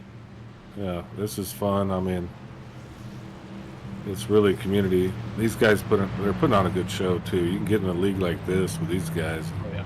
Well, and have a whole lot of fun. not only that, if you do get into a league just like these guys, you can walk home with a fancy championship trophy. Which, man, oh man, look at that bright, shiny thing. Nice logo design. It even says champion on it. So, man, you could find yourself in one of those, especially if you join us over here at Vigilante Racing. Of course, that trophy is brought to you by Stainless Piping Specialists. Go ahead, give them a call because they put in a lot of little side work there to make that trophy happen. So thank you there. That's I don't know if it's Kelly Keel's employer or if he's just a good employee over there, but putting in some great work on that trophy, but as well as the great sponsors that they got here at D&D Race Graphix. That's Graphix spelled Grafix. Go ahead and find him over on the Facebook and Trading Paints. Because, man, if you take a look at this field, man, a lot of these paints were all painted by Ricky Wittenberg, and he does a great job of them. He really enjoys painting these things up. Pretty much anything with some flat sides, he'll put in some great work there, as well as the Keller William of Johnson City, Tennessee. Go ahead, give Ricky a call at 423-444-0454 to find yourself a good quality realtor, whether that's with Ricky over there in that Johnson City, Tennessee area or across the country. He can definitely give you a hand, because buying or selling a house is something you do not want to do alone. Get yourself a good quality realtor. Yeah, and the rates are going up. It's time is now if you're going to do it. It's time to buy. It really is. I need to hit him up. I'm about to buy a vacation home down there in, Central Texas. So I might have to give Ricky a call myself. I'd like to have a little extra, a little getaway, something fun. So I might have to hit him up very shortly. But great guy, great supporter of this league. Check all his stuff out, man. He really puts a lot of effort into this league. And missing him here tonight. Hopefully he's watching. It's the pace truck guys this field around with the lights off, so we're getting ready to go back to green flag racing here once again. Teammates of Jess Vaught and Kelly Kuhl starting side by side once again. Albert Anderson on that inside line with the 29 of Dave Hot Rod Mayberry right there beside him. Both those guys having really good races here. I know Hot Rod's waiting for his big break moment to pick up a win or even a podium here at Vigilante, but with us all 2 seasons thus far, and things are looking mighty fine. But that pace car peels off down into pit road, bringing this caution to a close through this tri-oval section one more time. Here we go. That green flag is out and ready to go. Green flag racing once again with 40 laps remain here at Talladega. Great timing, too, because, we talked about it before. You got about a 20-lap pit window here. And assuming they don't go into green-white checker or anything here at the end, they'll be looking to pit around lap 80. Keep those comments coming over there on Facebook. We got Edith and Kathleen and Albert still commenting there. A lot of folks commenting. Jack Dixon, Jake, Brandon, Ashley, all y'all over on YouTube. Thank you so much for watching tonight. And Angry Indian over on the Twitch. We're going to be choosing a fan of the race tonight, so keep those comments coming. We love putting on a show for y'all and love getting all the feedback, too. We appreciate it. As the top line tries to get all reformed up with Kelly Keel, Hot Rod Mayberry, and even the 82 of Mike Everidge all trying to work together here. As you can see, the 999 of Jeff Snyder closing up the gap there to the 37 of Dustin. Really just looks like that bottom line did a much better job staying together, or there was just a bunch of gaps and everybody from the top side decided they wanted to head on down to that bottom line, because that top side took a good second before they were able to get all regrouped back together, as they're now finally starting to make some moves and inch their way forward here once again. Ed McCabe joining us on Facebook, pulling from the 37 to Reilly, who's the 4th truck in line right there on the inside line. That inside line very organized, especially look at the front too. Albert pushing Jess Vaught up here. They've been locked together pretty dang close, and it's really paying off for that inside line to stay stacked up like that. And as soon as I say that, here comes the outside line. Mayberry and Kelly Keel kind of making a challenge there, but in the turns they kind of fall behind.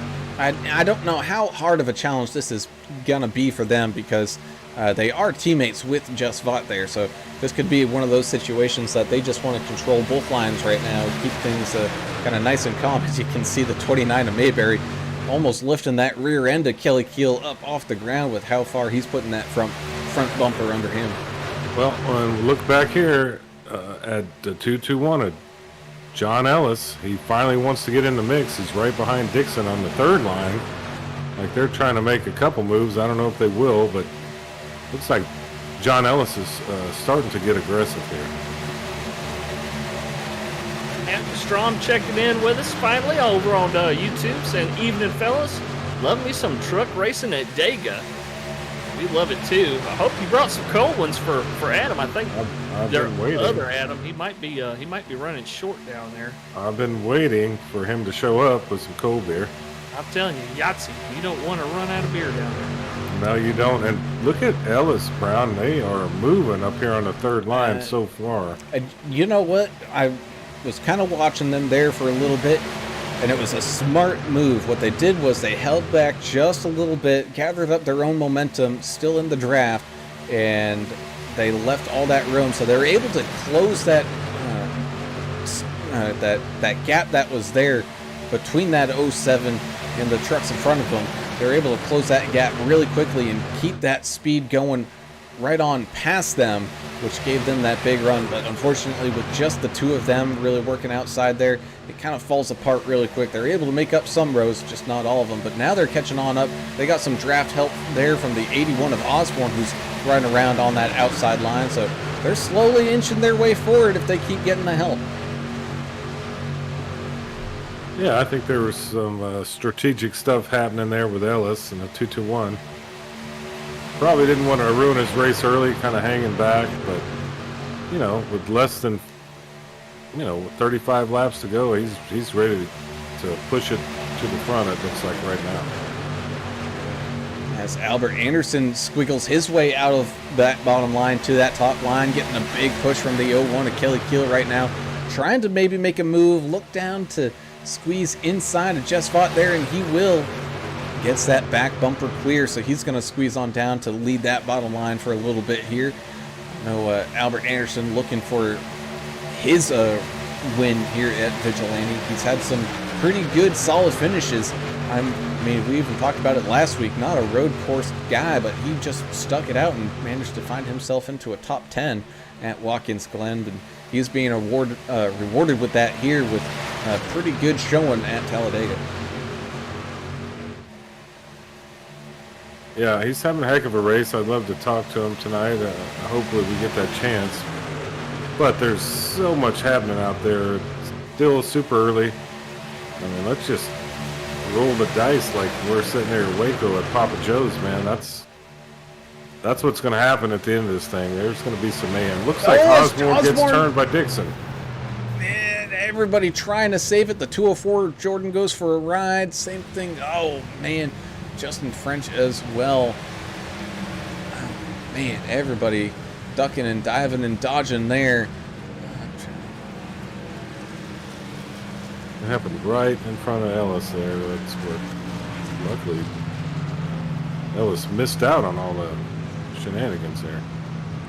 Yeah, that he did. As I'm trying to find Jonathan Osborne's name here so we can follow to see exactly what kind of broke him loose there in that middle to back section of this field. And let's see here. Good old chopper cam. It looks like Osborne to me looks kind of like he came down a little bit on the Dixon. A little meeting I would say meeting of the minds there. It looked like Osborne came down and Dixon came up just a smidge. And of course, when you're 3 wide, even as wide as Talladega is, of course, really the 07 of Jack Dixon really getting the big brunt of that. We'll rewind it just a little bit more again.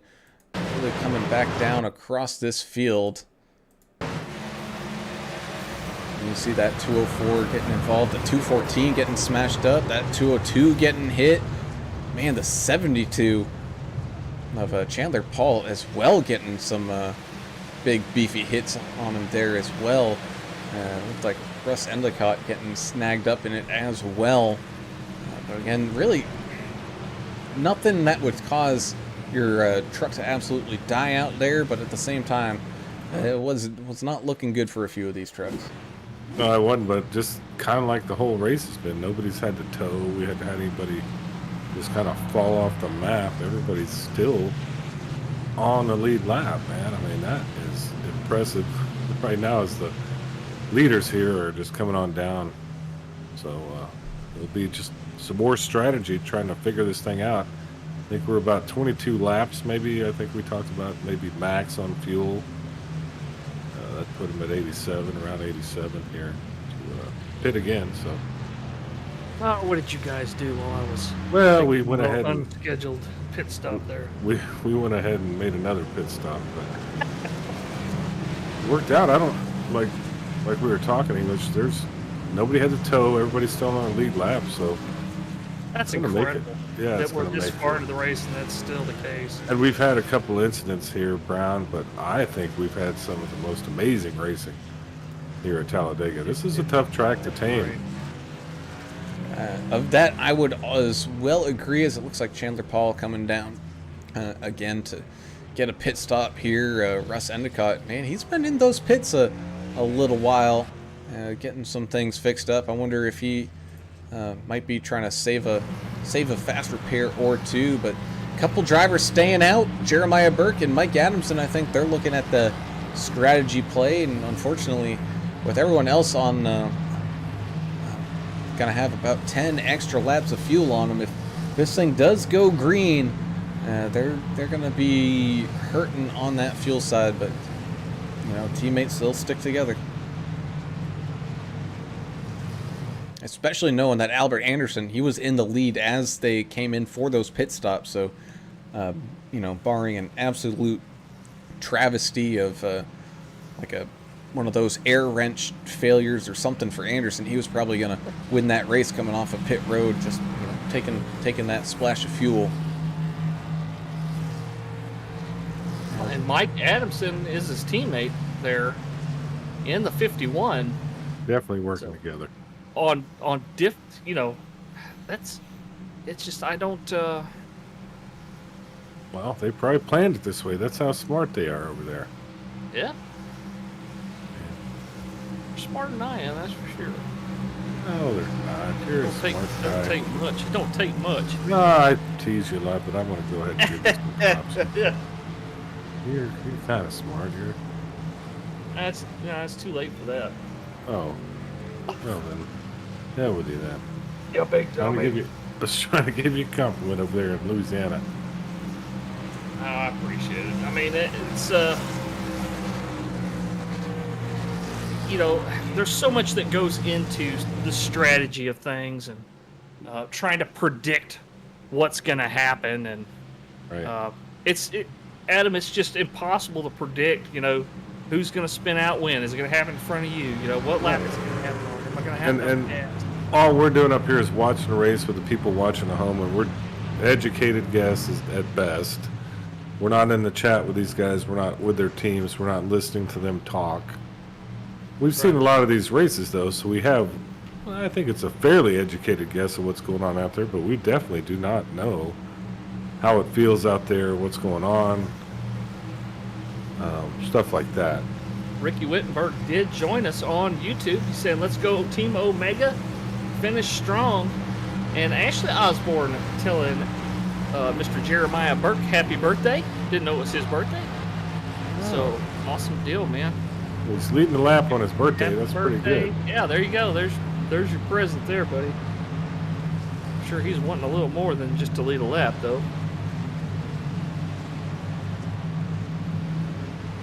And Jake Kutcher, thanks for the awesome comments all night long over on YouTube, saying still pulling for Chachi out there. Back in 16th place, I think he said. Let's see here. Yeah, he's sitting there 16th. Yep, he's right. Up 9 spots still, and we hadn't seen the end of him. A lot of these guys, chump to champ to chump. I mean, this is where it's at. You know, Talladega. Anybody can win this thing still. If you're on the lead lap, I think you got a chance. Looks like Russ Endicott might be our only truck just now off the lead lap, which is too bad for the 257. I'm going to be watching the 33 of Vaught on this restart because he's hungry. He wants to get up there and try to get some points on our series leader. And here comes the pace truck.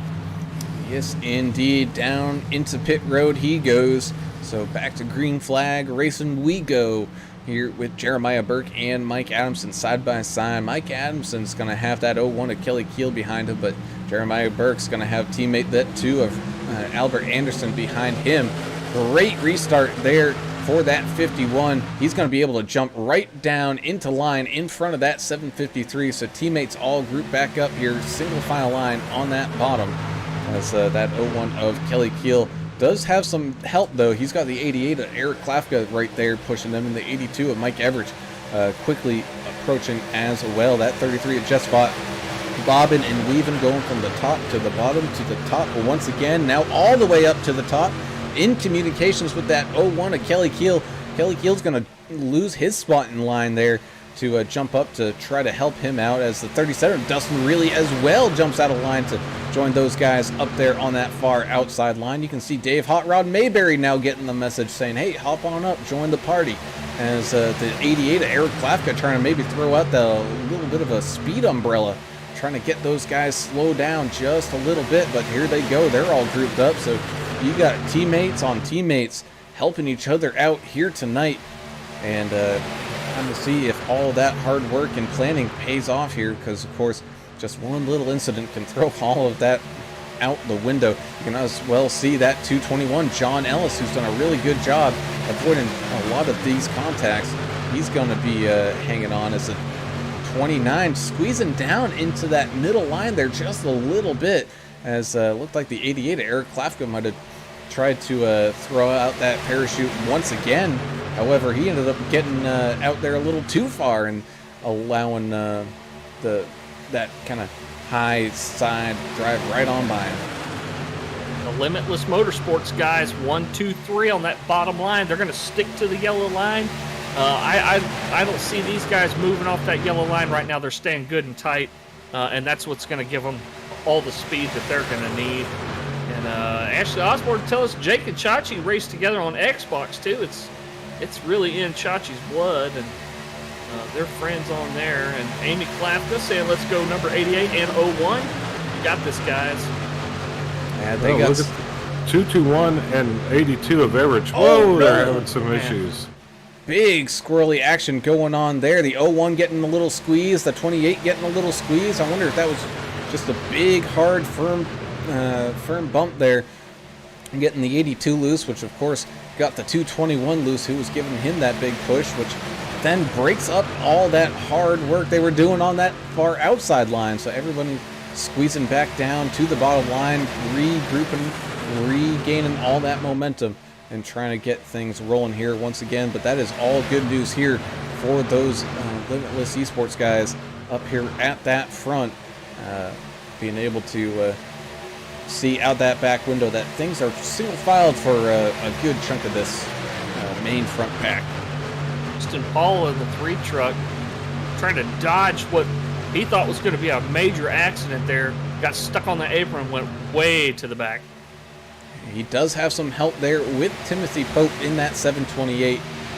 They're still within drafting distance, so I think they're okay. However, the 07 of Jack the Ripper Dixon, he's got Chandler Paul, Robert Jordan, Jeff Green there, all trying to work together to catch back on up. They're 2 seconds behind this main pack. I don't think they're really going to be able to catch them, so they're going to have to rely on a little bit of strategy here especially with pit stops to make something happen. But here they go again.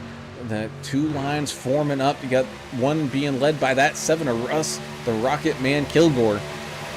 He's got some help from that 203 of Earl Evans, who's been having himself a pretty solid race here tonight. Jonathan Osborne as well, making some great moves, clawing his way up through this field as these guys continue to make moves down this track. You got the 999, Jeff Snyder. He's finding himself in that 4th position on the bottom row. He's had a very solid night here as well. Eric Warman joining us over on YouTube saying, "What's up, AAA?" Still anybody's race at this point. I agree, Eric. I mean, it's look how tight these guys are running, and with as many laps as we got left here, 25 laps when they cross the line here left. Earl Evans trying to make it 3 wide again with Jonathan Osborne right behind him up high. I don't know if it's going to work out. Just trying to get those bumpers all squared up, but that's just going to slow him down even more heading down this back straightaway. You can see that middle line getting that push to get around them there, but all in all, it costs that middle line some speed as well. But the 7 of Russ Kilgore staying strong there in the middle with that 221 John Ellis right there behind him. Well, here's something that I don't know if it matters or not. During practice, the track temp was 106. We're sitting at 79, so a 30-degree fall off on the track. Is that going to help the grip here, or any of the movement, or does it really matter at Talladega? It matters a little bit here. It's not. It doesn't matter as much as it would, say, at Darlington or Charlotte or someplace like that. But it might matter a little bit. But yeah, we had a ton of cloud cover earlier. It looks like some of the sun might be coming back, especially back on that big long backstretch, the Alabama gang backstretch there. Yeah, but even at that, 3 wide action. But it's those, I can't even say a minor difference. I mean, you're talking a 30-degree difference. Oh, as Albert Anderson gets maybe a little bit of a shove there from the 999, sending them down below the apron just a little bit, able to hang on to it and stay pretty well locked in on that bottom line behind his teammates here. But, if you're used to a truck that's been fairly tight all race long and all of a sudden you get a little extra grip that you weren't expecting, that's an interesting feeling that you have to adjust to, and you have to adjust to it on the fly very, very quickly. Oh, there's so much wiggling and stuff going on in this big 3-wide pack. I'm starting to get that nervous feeling again, and there it goes up here at the front. Oh, the 221 Ellis getting a piece of that action. Same thing with the 203. Everyone trying to get checked up in time for this. Looks like that 33 of Jess Vaught. Oh, I can't tell if he's missing the front hood there. Boy, you got nervous at the right time, English. I can 81. feel it when it's coming, man. It's almost electric, isn't it? You can just kind of feel something happening. And it really sucks with the 221. Got kind of collected in that. Wow. Yeah, just bumpers not quite being square up there from that 203 and the 81. Let's go to our buddy up there in the skies in that chopper cam, just giving a little bit too much push on that back quarter panel. Oh, sending it down into Russ Kilgore, who was having a really good run here kind of late in this race. Don't want that. And I was listening in on the radio. I think Russ wasn't real happy about that. So there's some issues happening out there on the track. Maybe a little fight, I like the fights. Got the 999 getting tagged up in that one. Oh, the 14 John Herzig has some great bobbing and weaving there to avoid all of that. The 221 John Ellis might have collected Timothy Pope there kind of towards the end as well. Let's see. Jeff Snyder with a penalty incurred on that. Oh, they cleared it though. They cleared it. Misunderstanding there. What was given. Well, and the Talladega is not forgiving. It doesn't. They don't. Talladega does not care who you are, right? I mean, Talladega is. It is what it is. good luck surviving this thing, man. I mean, it's tough. It's a tough track. It's grueling. 2.66 miles, 100 laps here. Well, You're gonna get collected at some point. just the length of this race it's fatiguing, not just physically, fighting the, fighting the wheel, fighting the force feedback and all that, but mentally draining. I mean, can you imagine driving 180 miles an hour right on somebody's tailgate and trying to stay there and, make all these decisions about what's happening around you and when you should come in and all that? It's really got to be mentally taxing as well. Well, we have done it. We are retired race car drivers for iRacing.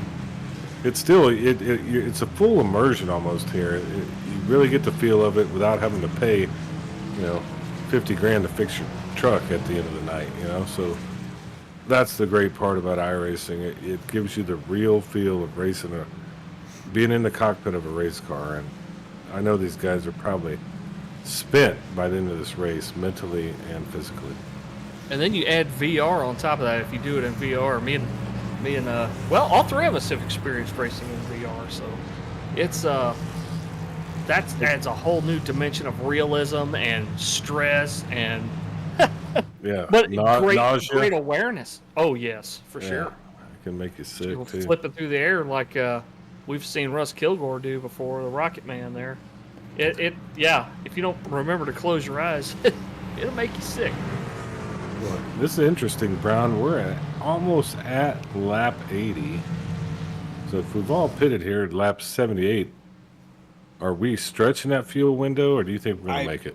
I think they are good. What I think they were doing was they were just making sure at lap 20 that when they came in, it was kind of, I don't want to say short pitting the fuel stint. I think they've probably got enough for 23 to 24 laps.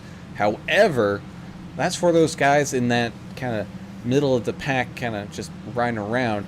If you're Albert Anderson up front here, I mean, you got teammates all around you. Who's going to bite the bullet? Or are you going to maybe do kind of like a pace line and alternate who's going to be taking the lead here? Because you do not want to be the leader and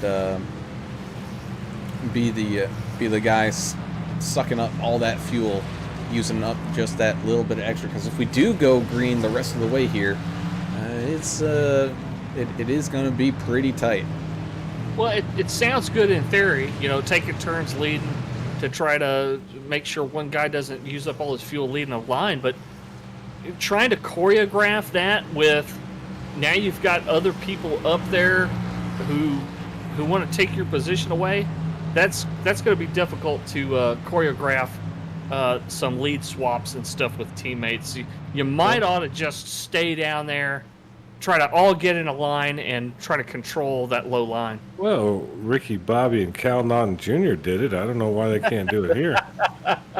I mean, Shake and bake. yeah, a little shake and bake at the front. It's Dega, man. This is all the little strategies are in play. All your little teammate stuff's going down, and even guys that might not be your friend, you might work with them here on the final laps of this thing.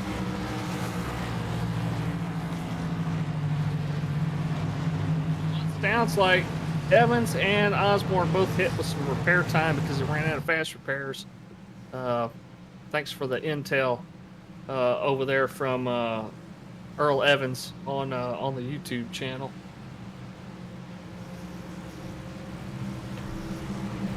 Yeah, he can post on the YouTube and race. Yeah. Or maybe he's sitting down there in the pits. I guess he's having some issues, but cool paint scheme tonight there, Earl, in the 203. Edith Anderson with a great question, asking us how fast is that pace truck going around there? He's going around at about 70 miles an hour. I think he's right at 70. That's 65, but you're close. He's doing 70 right now after he got off the. Hey, it's like the speed limit. You got a 5 mile an hour buffer Yeah, there. 5 over, you're good, huh? Yeah. No throttle control. As fast as you go down the interstate. It doesn't look like it, though. As Albert Anderson and Jeremiah Burke get ready to take this thing back to the green flag here once again at Talladega. coming down and across the line. Another great restart there from Jeremiah Burke on that outside, but that's also going to allow that 28 of George Rincon, who was waiting for that.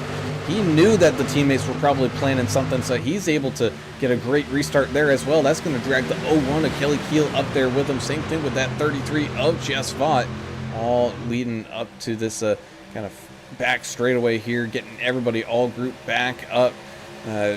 Does look like Albert Anderson was able to join up once again with his teammate there, the 753 of Jeremiah Burke. You can see there the 221 John Ellis racing his Home Depot machine that brought him his first win this season, and then many more wins after that. He's running around right behind that 33 of Vaught. Well, I mean, look at Albert Anderson, how clean his laps are, and that's something that I really like about watching Albert drive. He just tries to stay connected to the guy in front of him, and it is really smooth. Well, you know who else is good at that? Kelly Keel, and he's right behind George Rincon right now on the outside line, throwing a little side draft. Some of these trucks are starting to throw a little side draft down on the inside line there, and what that does is that puts more air on the spoiler of the truck next to you. It doesn't help you go faster, but it slows them down just a little bit by dumping some of that excess air onto the flat panels of that truck, slowing them down just a touch. As we are within that 20 laps, 19, gonna be 18 laps remain here. It's still about 20 minutes of a race in action. Barring any more cautions, you can see that 29 at Hot Rod Mayberry. He's trying to catch back on up to that tail of the 221, trying to make some moves. Hot Rod having a pretty solid race, just kind of making one mistake there with his own teammate, but otherwise having a solid race himself. Same thing with Russ Kilgore. He's having a pretty solid race here tonight as well, using that fast repair after that last caution to get everything all repaired up and fixed and ready to go here once again. But man, oh man, look at these trucks, all 2x2 through this entire field just about. We do have some people that were getting those repairs done manually because they had no more fast repairs left. They are well off the pace. You can see Russ Endicott and Jonathan Osborne running about the same pace back here, kind of towards this tail end of the field, as well as Jeff Ottinger and Earl Evans all trying to just hang on and try to finish this race out, as they know there's a random draw driver of the day where they even win a little something. You know who I'm kind of rooting for in the Chrome Goodrich machine? The number 4, Deion Jones. He's up 13, 14 spots sitting there in 14th place. He's still got a chance at this thing, man. Oh, big checkup. Yeah, we had I don't somebody know what happened there. fall out of line there. Well, I'm watching the 221 and the 33 are running right in front of you. The 33 is right in front of the 221. These guys are fighting for a championship, and they're racing each other pretty clean out there. But my question, Adam, is to you. When it comes down to it, and you know that your season depends on it, do you do the Earnhardt thing? Turn them. And that you already is, know the answer. Turn. You turn them. Yeah, I do. I don't know what everybody else would do. These guys are gentlemen out here. They're not like they me. are. I'm some kind of savage. We're not hooligans. No, I would turn somebody in a heartbeat to win the thing, right? If you that metal trophy that you showed me, that chrome, Oh God, yeah, beautiful that's worth trophy. turning somebody over. Yeah, I'm turning somebody for that trophy. What Earnhardt Senior? He said he'd spend his own grandma to win a race. Why not? Why wouldn't you? If you're that good at this and you're up front, I would too. And we got one more race though next week, Auto Club, which should be pretty cool. I love that track. And of course, you're also not scared to throw hands like Jackie Chan there, Mr. Turner. So, Oh, I've thrown some hands in my day. I'm not afraid. but you also got to think it makes sense for them to work together here. Of course, I think Vaught has a little bit more to lose, so the 221 doesn't have to be absolutely all over him.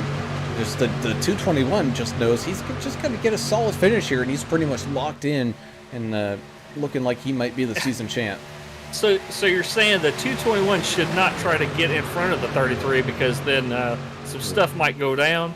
Then he may turn. I get it. I mean, you have to know. That's what I would say.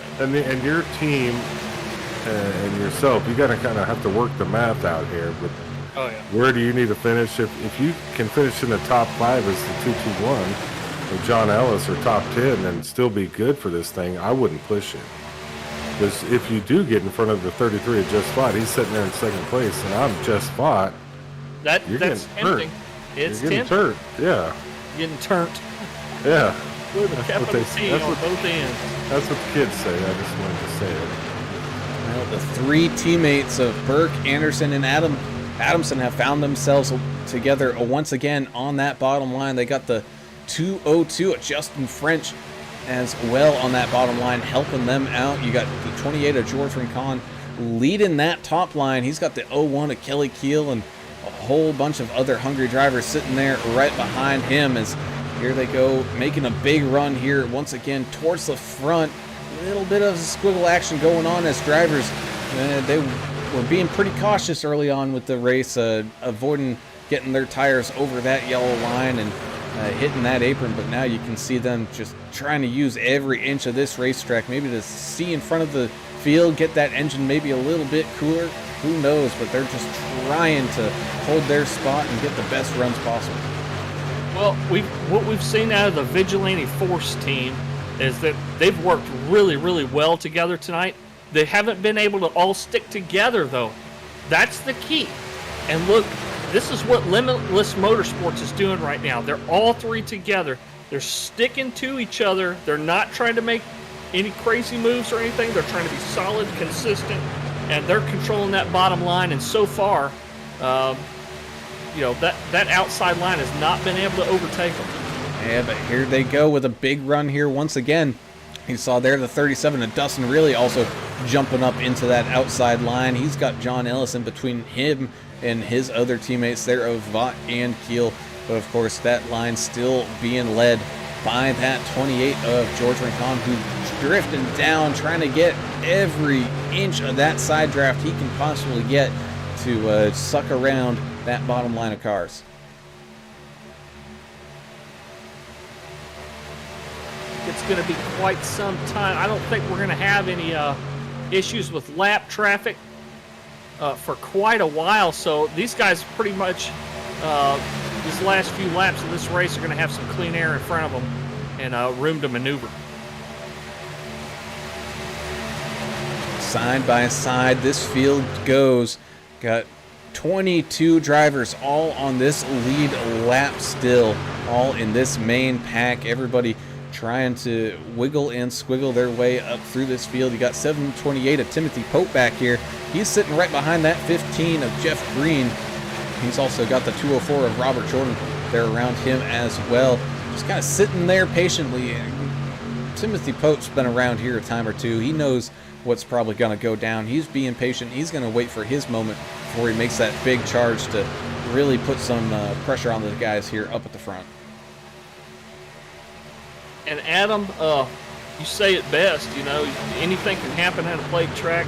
Jeremiah Burke, of course, had a great finish last week, so started in the back, up 22 positions right now in the lead on this deal. And it just goes to show you, it doesn't really matter where you start, it's how you race. Especially in a long race like this, you've got a lot of opportunity to move forward. And it takes some luck and skill. Let's be honest, there is skill involved, but a lot of luck is involved here at these plate tracks too. So luck's on his side so far. We'll see how it ends up. But I sure as hell don't want to be up front, totally up front, as this thing comes to a head with 99 laps. At 99 laps, I think that's when we start seeing mayhem. Well, luck, skill, and then communication with your team. How well you guys know each other. Being able to predict what your teammate, your buddy's going to do as the 14 makes it 3 wide back here. He's got nobody dancing with him though. You got to have a dance going partner. with him. Now we can see there that 728 of Timothy Pope, as soon as the laps remaining hit that single digits, he closed that gap really quick. He's going to start to try to fight his way up through this field, and every single one of these drivers knows it is go time. 9 laps remain here at Talladega, second to final race here of this season. These drivers are starting to run out of time here tonight as the sun sets in the background. Yeah, Jake Kutcher joined us on YouTube saying, what a race. This is awesome. It's so awesome to watch these guys race. It really, really is. They're very, very talented, and now we're starting to see the aggression kind of ramp up just a little bit. You can see it in the way these guys are getting up on top of one another, not giving quite as much room as they did in the early laps. Yeah, as you said, Alan, it's go time now, and you're going to see some big moves about to happen.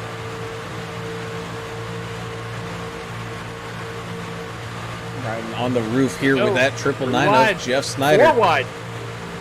Oh, Lord, 4 wide going to the turn. Yeah, hell, why not? Here comes some lap traffic in front. They're going to have to sort that out to get around these lap cars.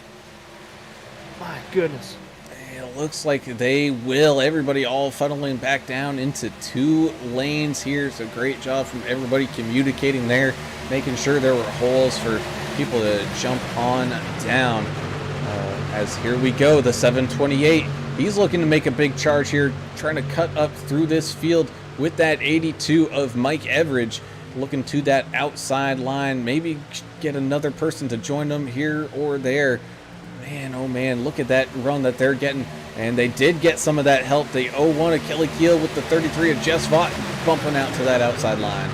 Boy, it looks like the Katy Freeway. It's rush hour traffic going about 85, hand on the pistol, hand on your cell phone, and your knee on the wheel. Look at man, that. Alive. That outside line is very, very close to that outside wall. Trying to give everybody room here. Pope, we hadn't heard the last of him. He's driving like he stole the thing. And he's bobbing and weaving, picking lines and choosing them as they go. The 28 of George Rincondo still has that 221 of John Ellis there behind him, giving him a shove. But man, you got the teammates, Dustin Really, you got Kelly Keel and the 33 of Jess Vaught on that far outside line working together as well. Oh, so you got teammates working with teammates here all the way up at the front. You got the 29 of Hot Rod Mayberry hanging out there in the middle, separated just slightly from his teammates there on that outside line, but 3 wide here for the lead, side by side, all the way 4-5 trucks deep. I feel it coming on again. I feel that feeling. Well, you predicted it like 3 times tonight. That's the electricity. I think I feel that too. I mean, look how they are just racing it. The Deals out these things. The Limitless guys need to watch that middle line. So far, they're doing a great job of sticking together, maintaining that momentum. They do have a lap truck in front of them that's by himself. That's looks like Russ Endicott. Oh, man. Hopefully Russ gets down, because we got a big gaggle of trucks coming really he fast. He went up, then he went down. Good move by Russ. Hopefully he didn't cause an issue here. There you go. He's on the apron. Good. Smart move by Russ Endicott. As this big old wad of cars whips right around him here, coming back down the front straightaway here, taking to the line. It's going to be 4 laps remaining, still 3 wide here, and these guys certainly can finish this one probably 4 wide if they wanted to, but we're just going to have to wait to find out to see what happens there. That 28, man, he has not given up with the help from the 221, giving him that shove. And that outside line still has those 5 or 6 trucks working together as well, trying to get them every inch possible to move up and get some spots here. What's it gonna take to make one of these drivers blink? If you hadn't watched the race on iRacing before, this is the real deal right here. This is the best you're gonna see. This is the best racing. Oh, here it goes. Big wreck. One. Big one. 37 right in the middle of the beginning of that. Oh my God, there goes half the field.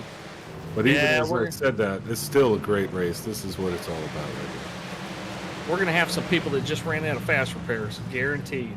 Well, it looks like it really got turned a little bit by Kelly Keel. I'm not totally sure. It just kind of bump drafted him in the corner, looks like, and ooh, went for a ride in that beautiful Vigilante Force 37 truck. Well, Better view of that. Oh, bumper's just not square. We've seen that a few times here tonight. The 37 going for a wild ride, and of course that's taken out an entire team all at once. You can see there the 37, the 01, and the 33 all getting wadded up. The 14 getting jacked up in it as well. You had the 228 of the 728 of Pope, getting all up in that business as well. The 3 of Austin Paul getting all torn up. Oh man. Guess what? 33 got involved as well. Yeah, his truck not looking too hot there. But talk about an absolute calamity for some of these guys. As let's go ahead and take a ride with the 82 of Mike Everidge, who I think he got a pretty good view of this one. Ooh, but I had to take my blood pressure meds, English. I don't know about you. Yeah. It's pretty fun. Albert Anderson Jr. said the same thing. He said, "Wow," over there on Facebook. Just that's all you can say about that. That was incredible. I mean, they had some really good laps, 3-wide racing. What are you seeing, Brown? Oh man, it was absolutely craziness as the 7 of Russ Kilgore just basically let off, tried to slow down, but bull moosed his way through that one. He didn't care who was spinning around him. He was just gonna try to make through that. So this just in, we've got one attempt at a green-white checker, and this is it. That's it. One of them. This is gonna be it. As soon as we, once everybody pits if they need to and regroups, gets back double file, we're going to see one last restart, and that's going to be it. Well, and kinda like the limitless guys, about. are they good on fuel? I mean, I think we're all good on fuel here. But I think Okay. Brown and we discussed that. It looks like Burke's shutting his off. Yeah, I think he's shutting off. I think it's gonna be close. Let's put it this way: if you were looking like you were gonna be close, save. He has led a bunch of these laps, so he's going to lose more. That fuel as than well. the rest of them. Burke has led a lot of these laps, but you're going to have your limitless teammates here, 1, 2, and 3. Then Justin French, Dave Hot Rod Mayberry, Eric Klafka up there as well with Jeff Green and John Ellis, who dodged a bullet once again here. French is shutting his engine off too. So yeah, they have enough, but they got to be smart about it. Yeah. Sorry, man. There's been too much excitement happening here the last couple of laps. Yeah. I don't know what to do with my hands anymore. You know, I'm just kind of excited about this. I hope everybody watching is excited too, and thank D&D Race Graphix for putting this thing on, sponsoring this thing, and Keller Williams, Johnson City, Tennessee. That's Ricky Wittenberg. You don't have to be in Johnson City, Tennessee. You can be anywhere in the United States of America, these beautiful 50 states, and he can help direct you in the direction you need to go for realty needs. So check them out. Trump's saying, it was a great race, but he said that was really inevitable. That was going to happen. Yeah, he's still with us. He didn't even bring me my cold beer down here. Just be working his way through all the fans to get down to pit road. I don't think he bought a pit pass. I think that's what it was. Well, I can get it one. I have you have that authority. You have that authority. I have people Get the here. clout. Strong. The clout. I got a little cloud down here on pit road. I've earned it over this long, tough season. Coming to a finish next week at Auto Club. Man, Yeah. Vigilante has put on a great season in these trucks. And looking forward to their future. I think we may or may not have signed a contract with them to stay on board. looking forward to being with him next season. Kathleen Anderson saying, this is so exciting. I find myself looking forward to the next race. Kathleen, you ought to join it.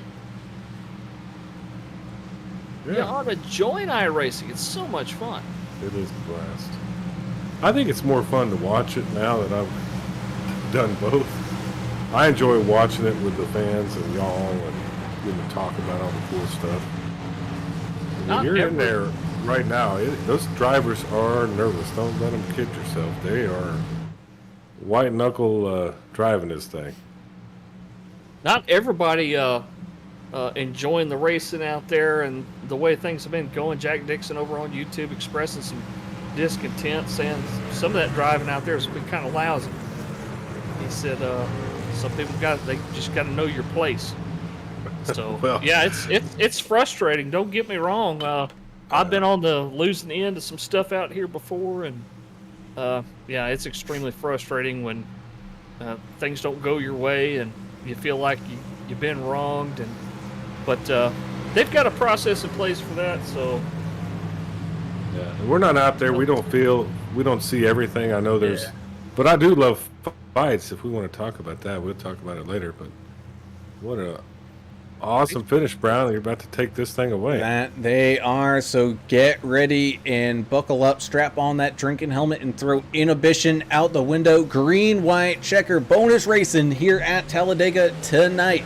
This is the one and only attempt we have at it. So the next flag we get, whether it's a yellow or a checker, it's going to end this race as we got the shuffle and bustle going on back in the kind of towards the tail end of this field. We're 3, 4, almost 5 wide at some places as we have a nice restart up here at the front from that Limitless crew. You can see there that 753 with teammate Mike Adamson in that 51 getting the push. You also got Albert Anderson getting a big push from that 202 of Justin French as they head on down into turns 3 and 4. Dave Hot Rod Mayberry, as well as that 221 of John Ellis, who will not go away, is sitting there in this lead pack as well. Down into this front straightaway and the tri-oval they go. Looking to the far outside is that 37 of Dustin Really in the 88 of Eric Klafka leading that little charge here. So side by side we go, taking the white flag. So here we go. This one's going to end at the end of this lap no matter what. No more yellows. We will see a checker flag wave here tonight. Still 3 wide racing, that bottom line sticking together just like glue. That 51 of Adamson not leaving any space for a breath of air to get between him and that bumper as we got wiggling going on through the middle pack of this field. Still wiggling, bobbing and weaving, but keeping it going here through turns 3 and 4. Still 3 wide as they come out of turn number 4. Jeremiah Burke, Albert Anderson, Eric Klafka side by side. Which line's gonna get the run here as they head on? No, as we get wrecking down through this. So we got 5 or 6 trucks coming down across the line with the final push. It's gonna be Albert Anderson picking up the win. Great push there from Justin French, just beating out teammate Jeremiah Burke. As soon as I saw him in the middle lane, I said, he's in the best spot possible. Because as we know here at Talladega, being in the lead on the inside line coming out of turn 4 is not really the best place to be. The best place to be is to be in that second line or even a little bit higher and have a pusher. And French pushed the 2 to win. He has got to thank the number 202 of Justin French for pushing him. What in the hell? That was an awesome race. Thank y'all for staying with us. I hope everybody enjoyed it like we did. Yeah, it was a long race, but I had a great time. Strom said he apologizes he didn't make it down to the pits. He found some gals up in the stands to hang out with. So what? Thanks, Adam, for that explanation. But oh man, what a race! And you couldn't have asked for a better finish here. Albert's been, he's been itching to do some donuts. He's probably been practicing.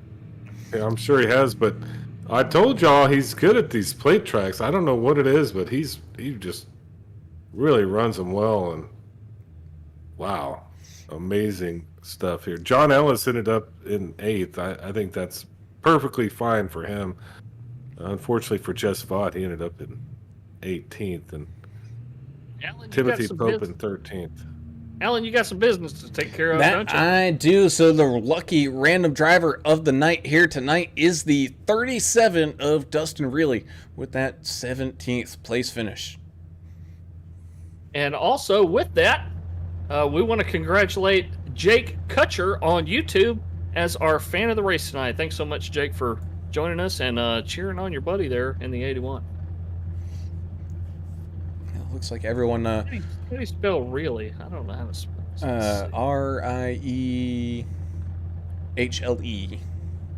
I mean, just like you spell really. Duh. Samsonite. That was way off. Samson, right? Oh, man. That was so much fun, guys. I really enjoyed that one. Yeah, that was a good one. And what a great finish for Limitless Motorsports. Not just picking up the win, but also picking up second place and fourth place. Mike Adamson just outside the podium. But what a race by Mike. I mean, we got to talk to him last night as he raced in another league, and great finish last night. And he was really looking forward to it tonight, and finished strong tonight. So congrats to Mike. We got everybody waiting to talk to us. Yep, that John, you we ready? do. So here we go. Let's start this one off with tonight's third place finisher, that 202 of Justin French, who saw a fellow American flag right in front of him and pushed him all the way to the win. Justin, it looked like those final 10 laps, man, were some of the best 10 laps we've seen on iRacing thus far. Oh man, yeah, it was wild, especially going 3 wide. Man, it's another plate track, another podium for me. Yeah, it was a blast, man. Well, you definitely found your niche. Knowing how to navigate through the draft and which line to pick, and that middle or second line is kind of where I like to be, coming out of turn 4 at Talladega, because they always get the run coming off of 4, and that finish line is so far outside of outside of the center of the trioval there that it really does help you out. And as soon as we saw you pushing Albert, I said, that's it, man. I think he's going to push Albert to the win and have a good finish for himself. So, man, great job. Thank you, man. Thank you. Yeah, like you said, man, I couldn't really said it any better. It seemed like the bottom was pretty dominant most of the night, but then, like you said, I mean, like coming out of turn 4, last lap, like I said, there's nowhere else I'd rather be than middle or top. And before the caution came out, I was actually sitting there thinking, I was like, man, I need to find a way to get in the middle or get outside. I need to find a way, and I just couldn't. But that yellow flag kind of saved me, and I was able to get third because of that. Well, one thing I want to know is, what does Albert Anderson owe you for pushing him to that victory? Some Miller Lights, bro. Yeah, he's got to owe Yeah. you something. That was a great job by both of you. I mean, you had a hell of a finish, but you really helped Albert out winning this thing. Yeah, thank you. Yeah, I think he owes me at least a couple Miller Lights, dude. He's not too far from me, so I think I might have to have to call him out on that. Well, Justin, you had a heck of a race. You took some bumps and bruises, but able to fight through it all and finish on the podium here tonight. Before we let you go, you got any shout-outs or anything like that? Yeah, man. First, I just want to thank you guys for putting this on, man. This is awesome. I really enjoy going back and watching it. Of course, shout out to Justin Laurie for putting this on. And if my family's still up watching it, we're on the East Coast, so it's pretty late. But if my dad and my uncle are still up watching this, big shout out to them. Awesome, man. Well, again, congratulations on the third place finish here for that 202 of Justin French. Sir, thank you. All right, and moving up that leaderboard with another great finish here, 2 weeks in a row for Jeremiah Burke, finding himself on this podium, just shy of picking up that win over your teammate there, Albert Anderson. But still, Jeremiah, you had a heck of a race, and how tight of fuel was it? Because we saw you guys kind of cutting the throttle there during that last caution just to save as much as you possibly could, because we were doing the math, and it was probably pretty tight. I ran out of gas at the finish line. That's called perfect freaking time. I ran out about 100 feet before the finish. That's why Mike got into me right there. Oh, what a finish for limitless, and we've had such a miserable season. Go back-to-back wins. We almost had a 1-2-3 there. We got 1, 2, and 4. So I mean, we'll take that any day. And you guys had, it seemed, I think the best strategy you can have here is stay on the low line, control the bottom of that racetrack, and stay tight, which all the limitless guys, that's what y'all were doing. And then right there towards the end, that's when you start to kind of try to plan for the finish. And, being on the inside line's not always the place to be. And Albert was just in the right place right there. He was in that middle line. And, I know you guys are happy for him, but I'm sure you wish that that middle line probably worked out a little bit better for you. Well, it would have been nice to get 2 wins in a row after this miserable season. 2 wins in a row would have been nice. But Albert, I told him, I said right there, I said, I'm not going to let you down. I said, just gas it and let's go. I said, because we saw what George was doing to us on that whole run previous. And I'm like, if you can just hang there, one of us is going to win this race. And it worked out. Yeah, it worked out. That was a great team effort right there. The entire race, going to the back together, staying out, making a good call to stay out and get our track position, and then just keep the track position the rest of the race. Those Omega guys were playing that track position game at the beginning, and it was going to be hard to beat them once we got that track position. I wasn't letting it go. Well, y'all used your big brains there, but you might as well make an honorary member of the team of Justin French, because he really helped out Albert there at the end. What an awesome finish, man. You got one more race to go here. Auto Club, what are your thoughts about Auto Club? Oh, that is absolutely one of my favorite tracks. I was very fast there last year. Too. I think it's going to be a great race to finish out the season. It's going to be tough track, tough racing, but how many times have we gone flag to flag there with no cautions and just great racing? So it'll be great. I'm really looking forward to Auto Club. I think that's the race I got circled all year. Well, man, you definitely put the effort in with your teammates here tonight. Before we let you go, Jeremiah, you got any shout-outs or anything like that? Oh, yeah, I want to shout out Mike and Albert, of course. Albert has had that. He has had such miserable luck for the whole 2 seasons. He deserved that win so much. I'm so happy for him. Mike, finally, we got a good finish. We all got a good finish together. My dad back home watches these races, and then my kids and family and all that putting up with all this crap and every Wednesday, but it's a blast. I thank you guys for putting on a great broadcast. I'm looking forward to go watching it now. That felt like an exciting race. I hope it was exciting to watch. Oh, man, it's I wish I was wearing my pulse meter here at the final 10 laps, because man, that thing was just kept going up and up and up as you guys kept putting on a heck of a show here tonight. Oh, yeah, I think it goes to show the level of talent in this league, and how much more comfortable we're getting racing with each other, because that was some of the best Talladega racing I've seen on iRacing in a long time. That it was. Well, Jeremiah, congratulations on the 2nd place finish here tonight, and not only that, but hard charger of the day, cruising all the way up through the field, which again, it's Talladega, it's probably gonna happen, but you still had to make all the right moves at all the right times, and you pretty much did here tonight, so congratulations. I want to add, I finished with a 0X and didn't use a fast repair. Ooh. Oh, man. Bonus points. Yeah, it was a great race. I'm excited. Thank you, guys. All right, so with that, we'll move down to tonight's 17th place finisher. He was looking for a little bit better luck here at the end. That's the 37 of Dustin Reilly, who with his teammates there with Vaught and Keel and Mayberry, everything was looking to go your guys' way. Just minor little things just kept happening to your guys' team, and ends up putting you guys kind of behind the 8 ball on that last restart.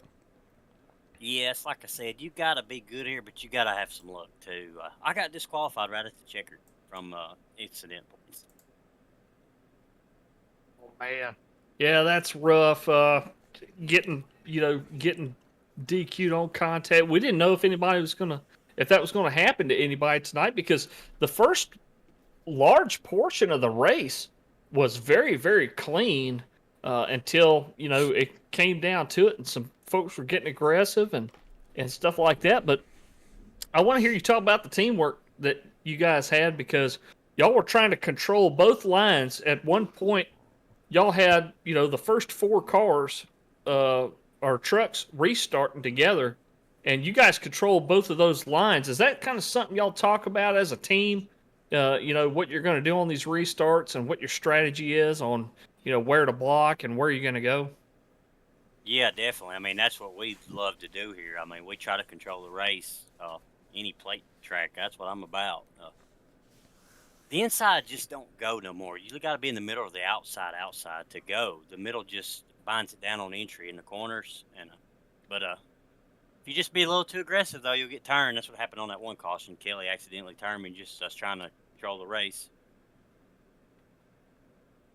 Well, you didn't have the outcome you wanted, but you still won a little bit of money. Congrats. I love the paint scheme you had tonight. Really, I like the really purple. cool It looks paint. good. It does. It looks sharp. I love There. plate tracks. Y'all know that. I love it. So Yeah. it's sort of big. Same I here. can't wait to watch the broadcast when I get off. It was here. fun. We had fun. I hope it was relayed on the broadcast, because I thought it was an amazing race. I really had a lot of fun with y'all and guys up here in the booth. Yeah, I might get an EOL next week. I did jump that. Well, I didn't jump the restart, but I did switch lanes. I seen trucks that were junk. I said, I am going. You just told on yourself. Hey, I don't care what penalties. That's honesty, man. That's called being a stand-up guy. There And you just go. say, hey, I messed up. I said, I'm going to put some spice in this broadcast. Yeah, there it is. Well, a solid effort here for that 37 machine here, Dustin. Before we let you go, do you got any shout-outs or anything like that? Just Vigilante Force, man. We try to work together, best we can. But I had fun this season with everybody. I'm ready for next season. Awesome, man. Well, we look forward to it here. Best of luck next week in the final race, and hope to see you up here again soon, buddy. 10-4. All right. And the man who's been waiting forever, America's driver, the number 2, Albert Anderson, picking up his win here at Talladega. Albert, man, it's got to feel pretty good. Oh man, yeah, my hands are still locked to the steering wheel. I can't quite unpry my hands off of the wheel yet. It feels good to finally get this win. I've been close so many times and been wrecked out at the end, and I'm really happy. I'm crazy happy right now. Definitely. I think your family says it the best. Your mama on Facebook said it takes a team to win, my son, and your dad says teamwork makes the dream work, and that's not just on the track, that's off the track as well. And you got a lot of family out there that support you every week, and we love talking to them online, but it also on the track, it applies. I mean, the Limitless Motorsports family, you guys stuck together, dominated that bottom line right there on the yellow line all night long, stuck together when y'all pitted. You didn't speed. You did everything you needed to do. You did it right. And then at the end, you found yourself in that middle line. That's really the place to be coming out of turn 4 at Talladega. But talk about the teamwork that happened out there tonight. Yeah, well, first, there's been so many times I've come out of turn 4 in the lead, and, that rarely works, But, it was teamwork. It boiled all down to teamwork. If it wasn't for my teammates, I definitely wouldn't have won that race. Mike and Jeremiah, Mike Adamson, Jeremiah Burke, the best teammates you could ever ask for. We were strategizing the entire race about pit stops and, things like that, letting each other in, just really working closely together. And we tried to control both lines on the restart there and letting anybody get a run on us. And it really worked out. It really worked out at the end.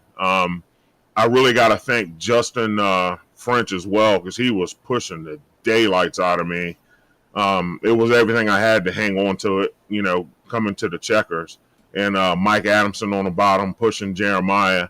it was a picture perfect finish. It couldn't have worked out any better, other than our buddy Mike Adamson ending up on the podium. But just amazing, man. I'm almost at a loss for words. I really been waiting on this one for 2 seasons now, and I finally got it, and it feels absolutely amazing. Well, America's driver, I'm happy.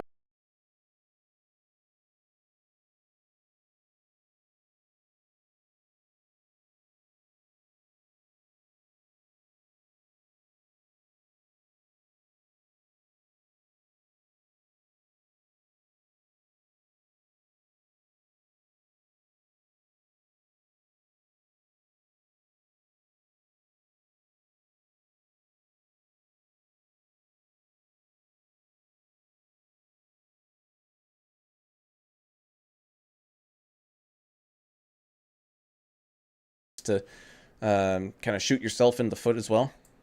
Yeah, absolutely, Alan. I mean, I've been burnt so many times over the last 2 seasons by giving myself black flags on pit road for either speeding in or speeding out.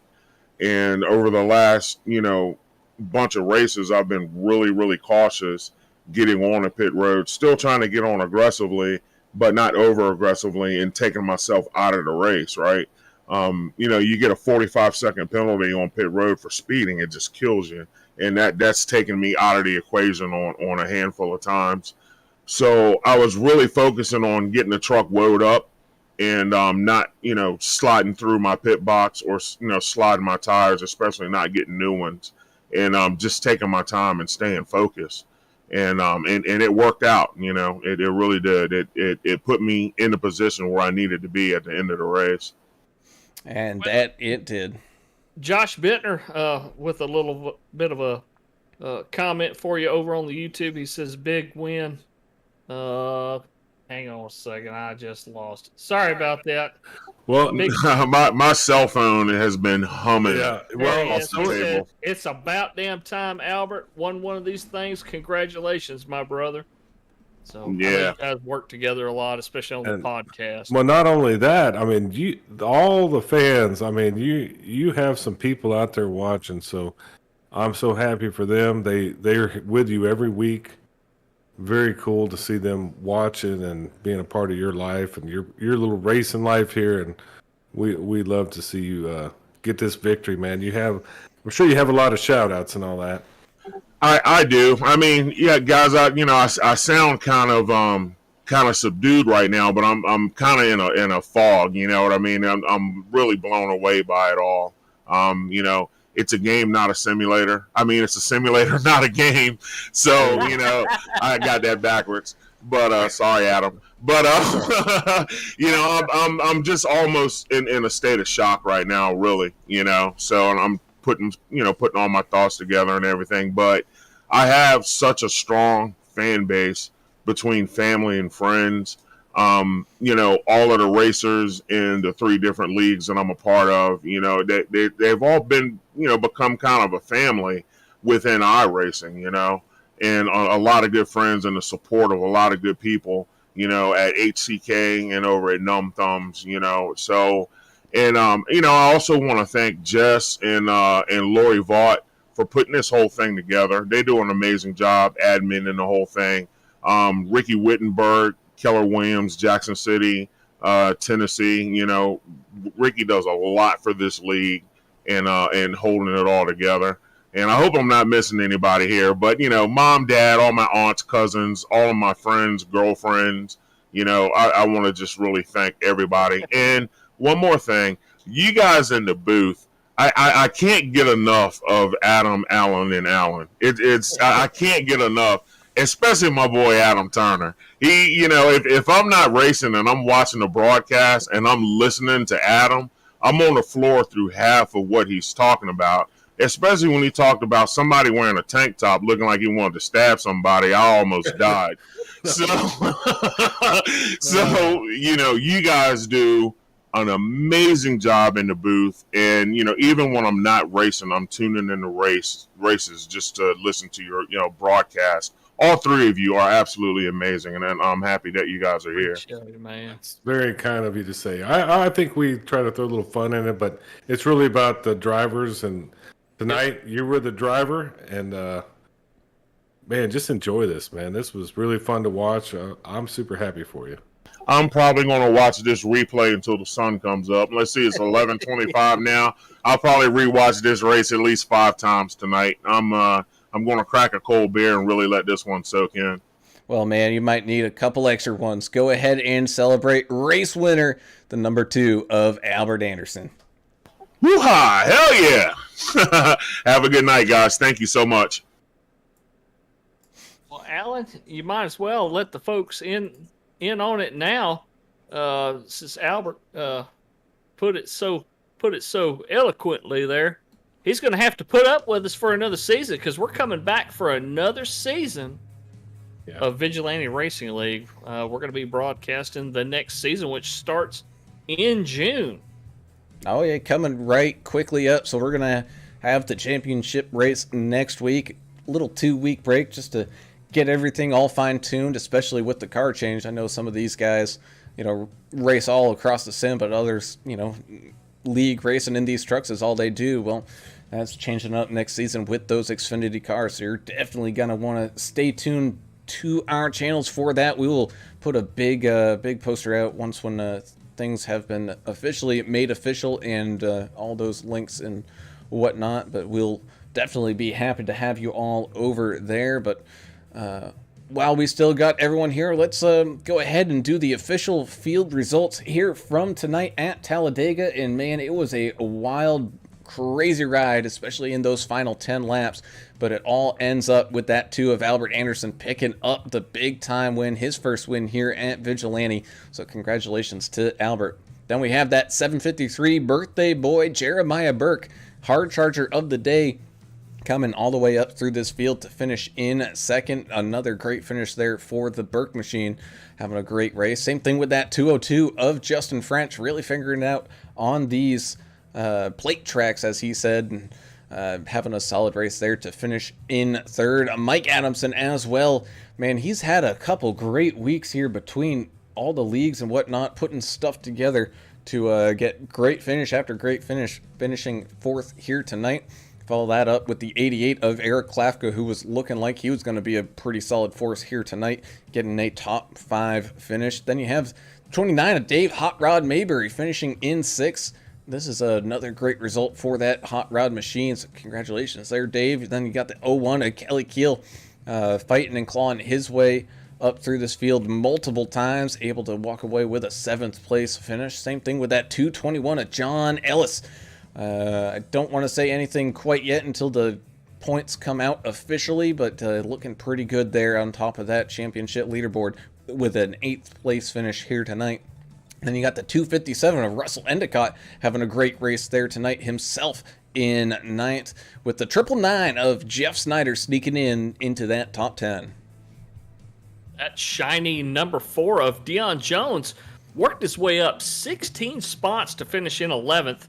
We talked about Deion early in the race and how great of a job was he doing out there. He just was very consistent and stayed safe, and great solid finish for the Ford machine. Austin Paul, kind of the opposite story. Started kind of towards the front. I think he started outside row 3, and he had to duck out of a couple of dicey situations. Still solid, middle of the field, finished in 12th. 728 of Pope started in the back. We saw him up front a little bit late.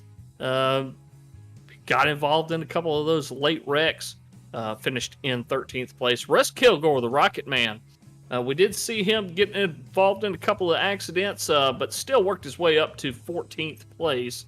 So still a good finish for the 7 machine. The 15 of Jeffrey Green, finishing pretty much about where he started, right there in 15th place, up 2 positions. The first truck 1 lap down, Dustin Riley in the 37. Started outside row 2, finished in 16th place. George Rincon in the 28.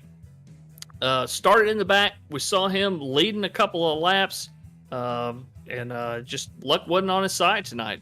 Finished 17th. Same thing with Mike Average. Started up towards the front, though, and bad luck befalled him. and I guess you'd say befell him. Yes. Isn't that right? Thank Yeah, you, Adam. that's- Adam's like my thesaurus here when I get off track, but Yeah.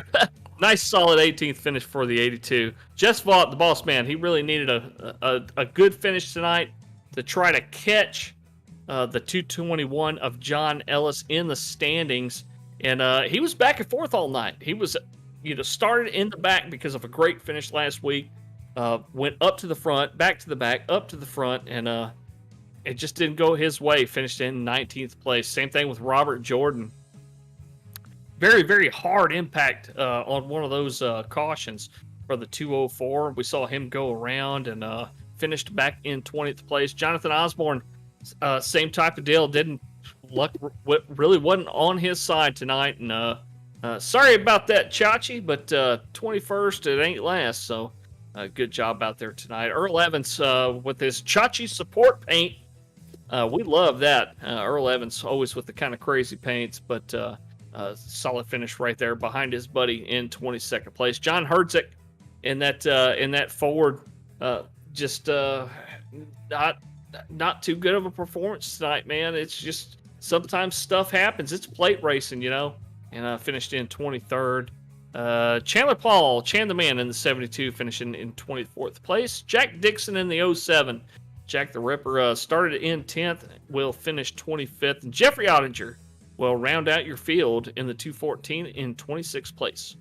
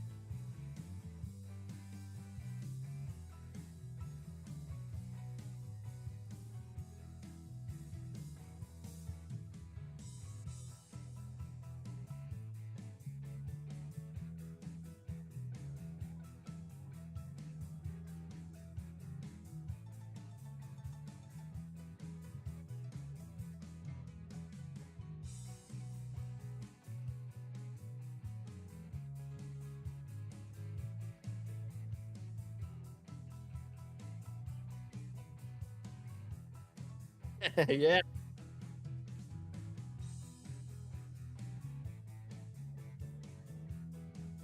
Something like that.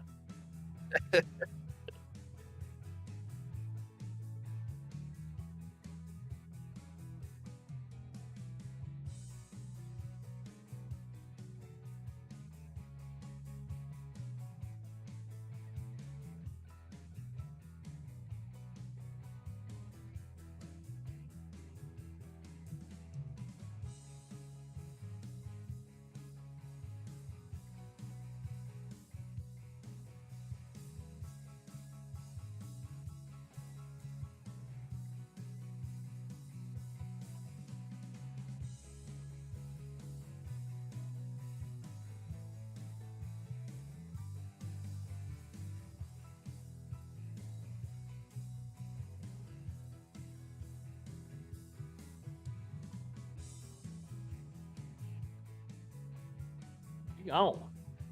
See ya.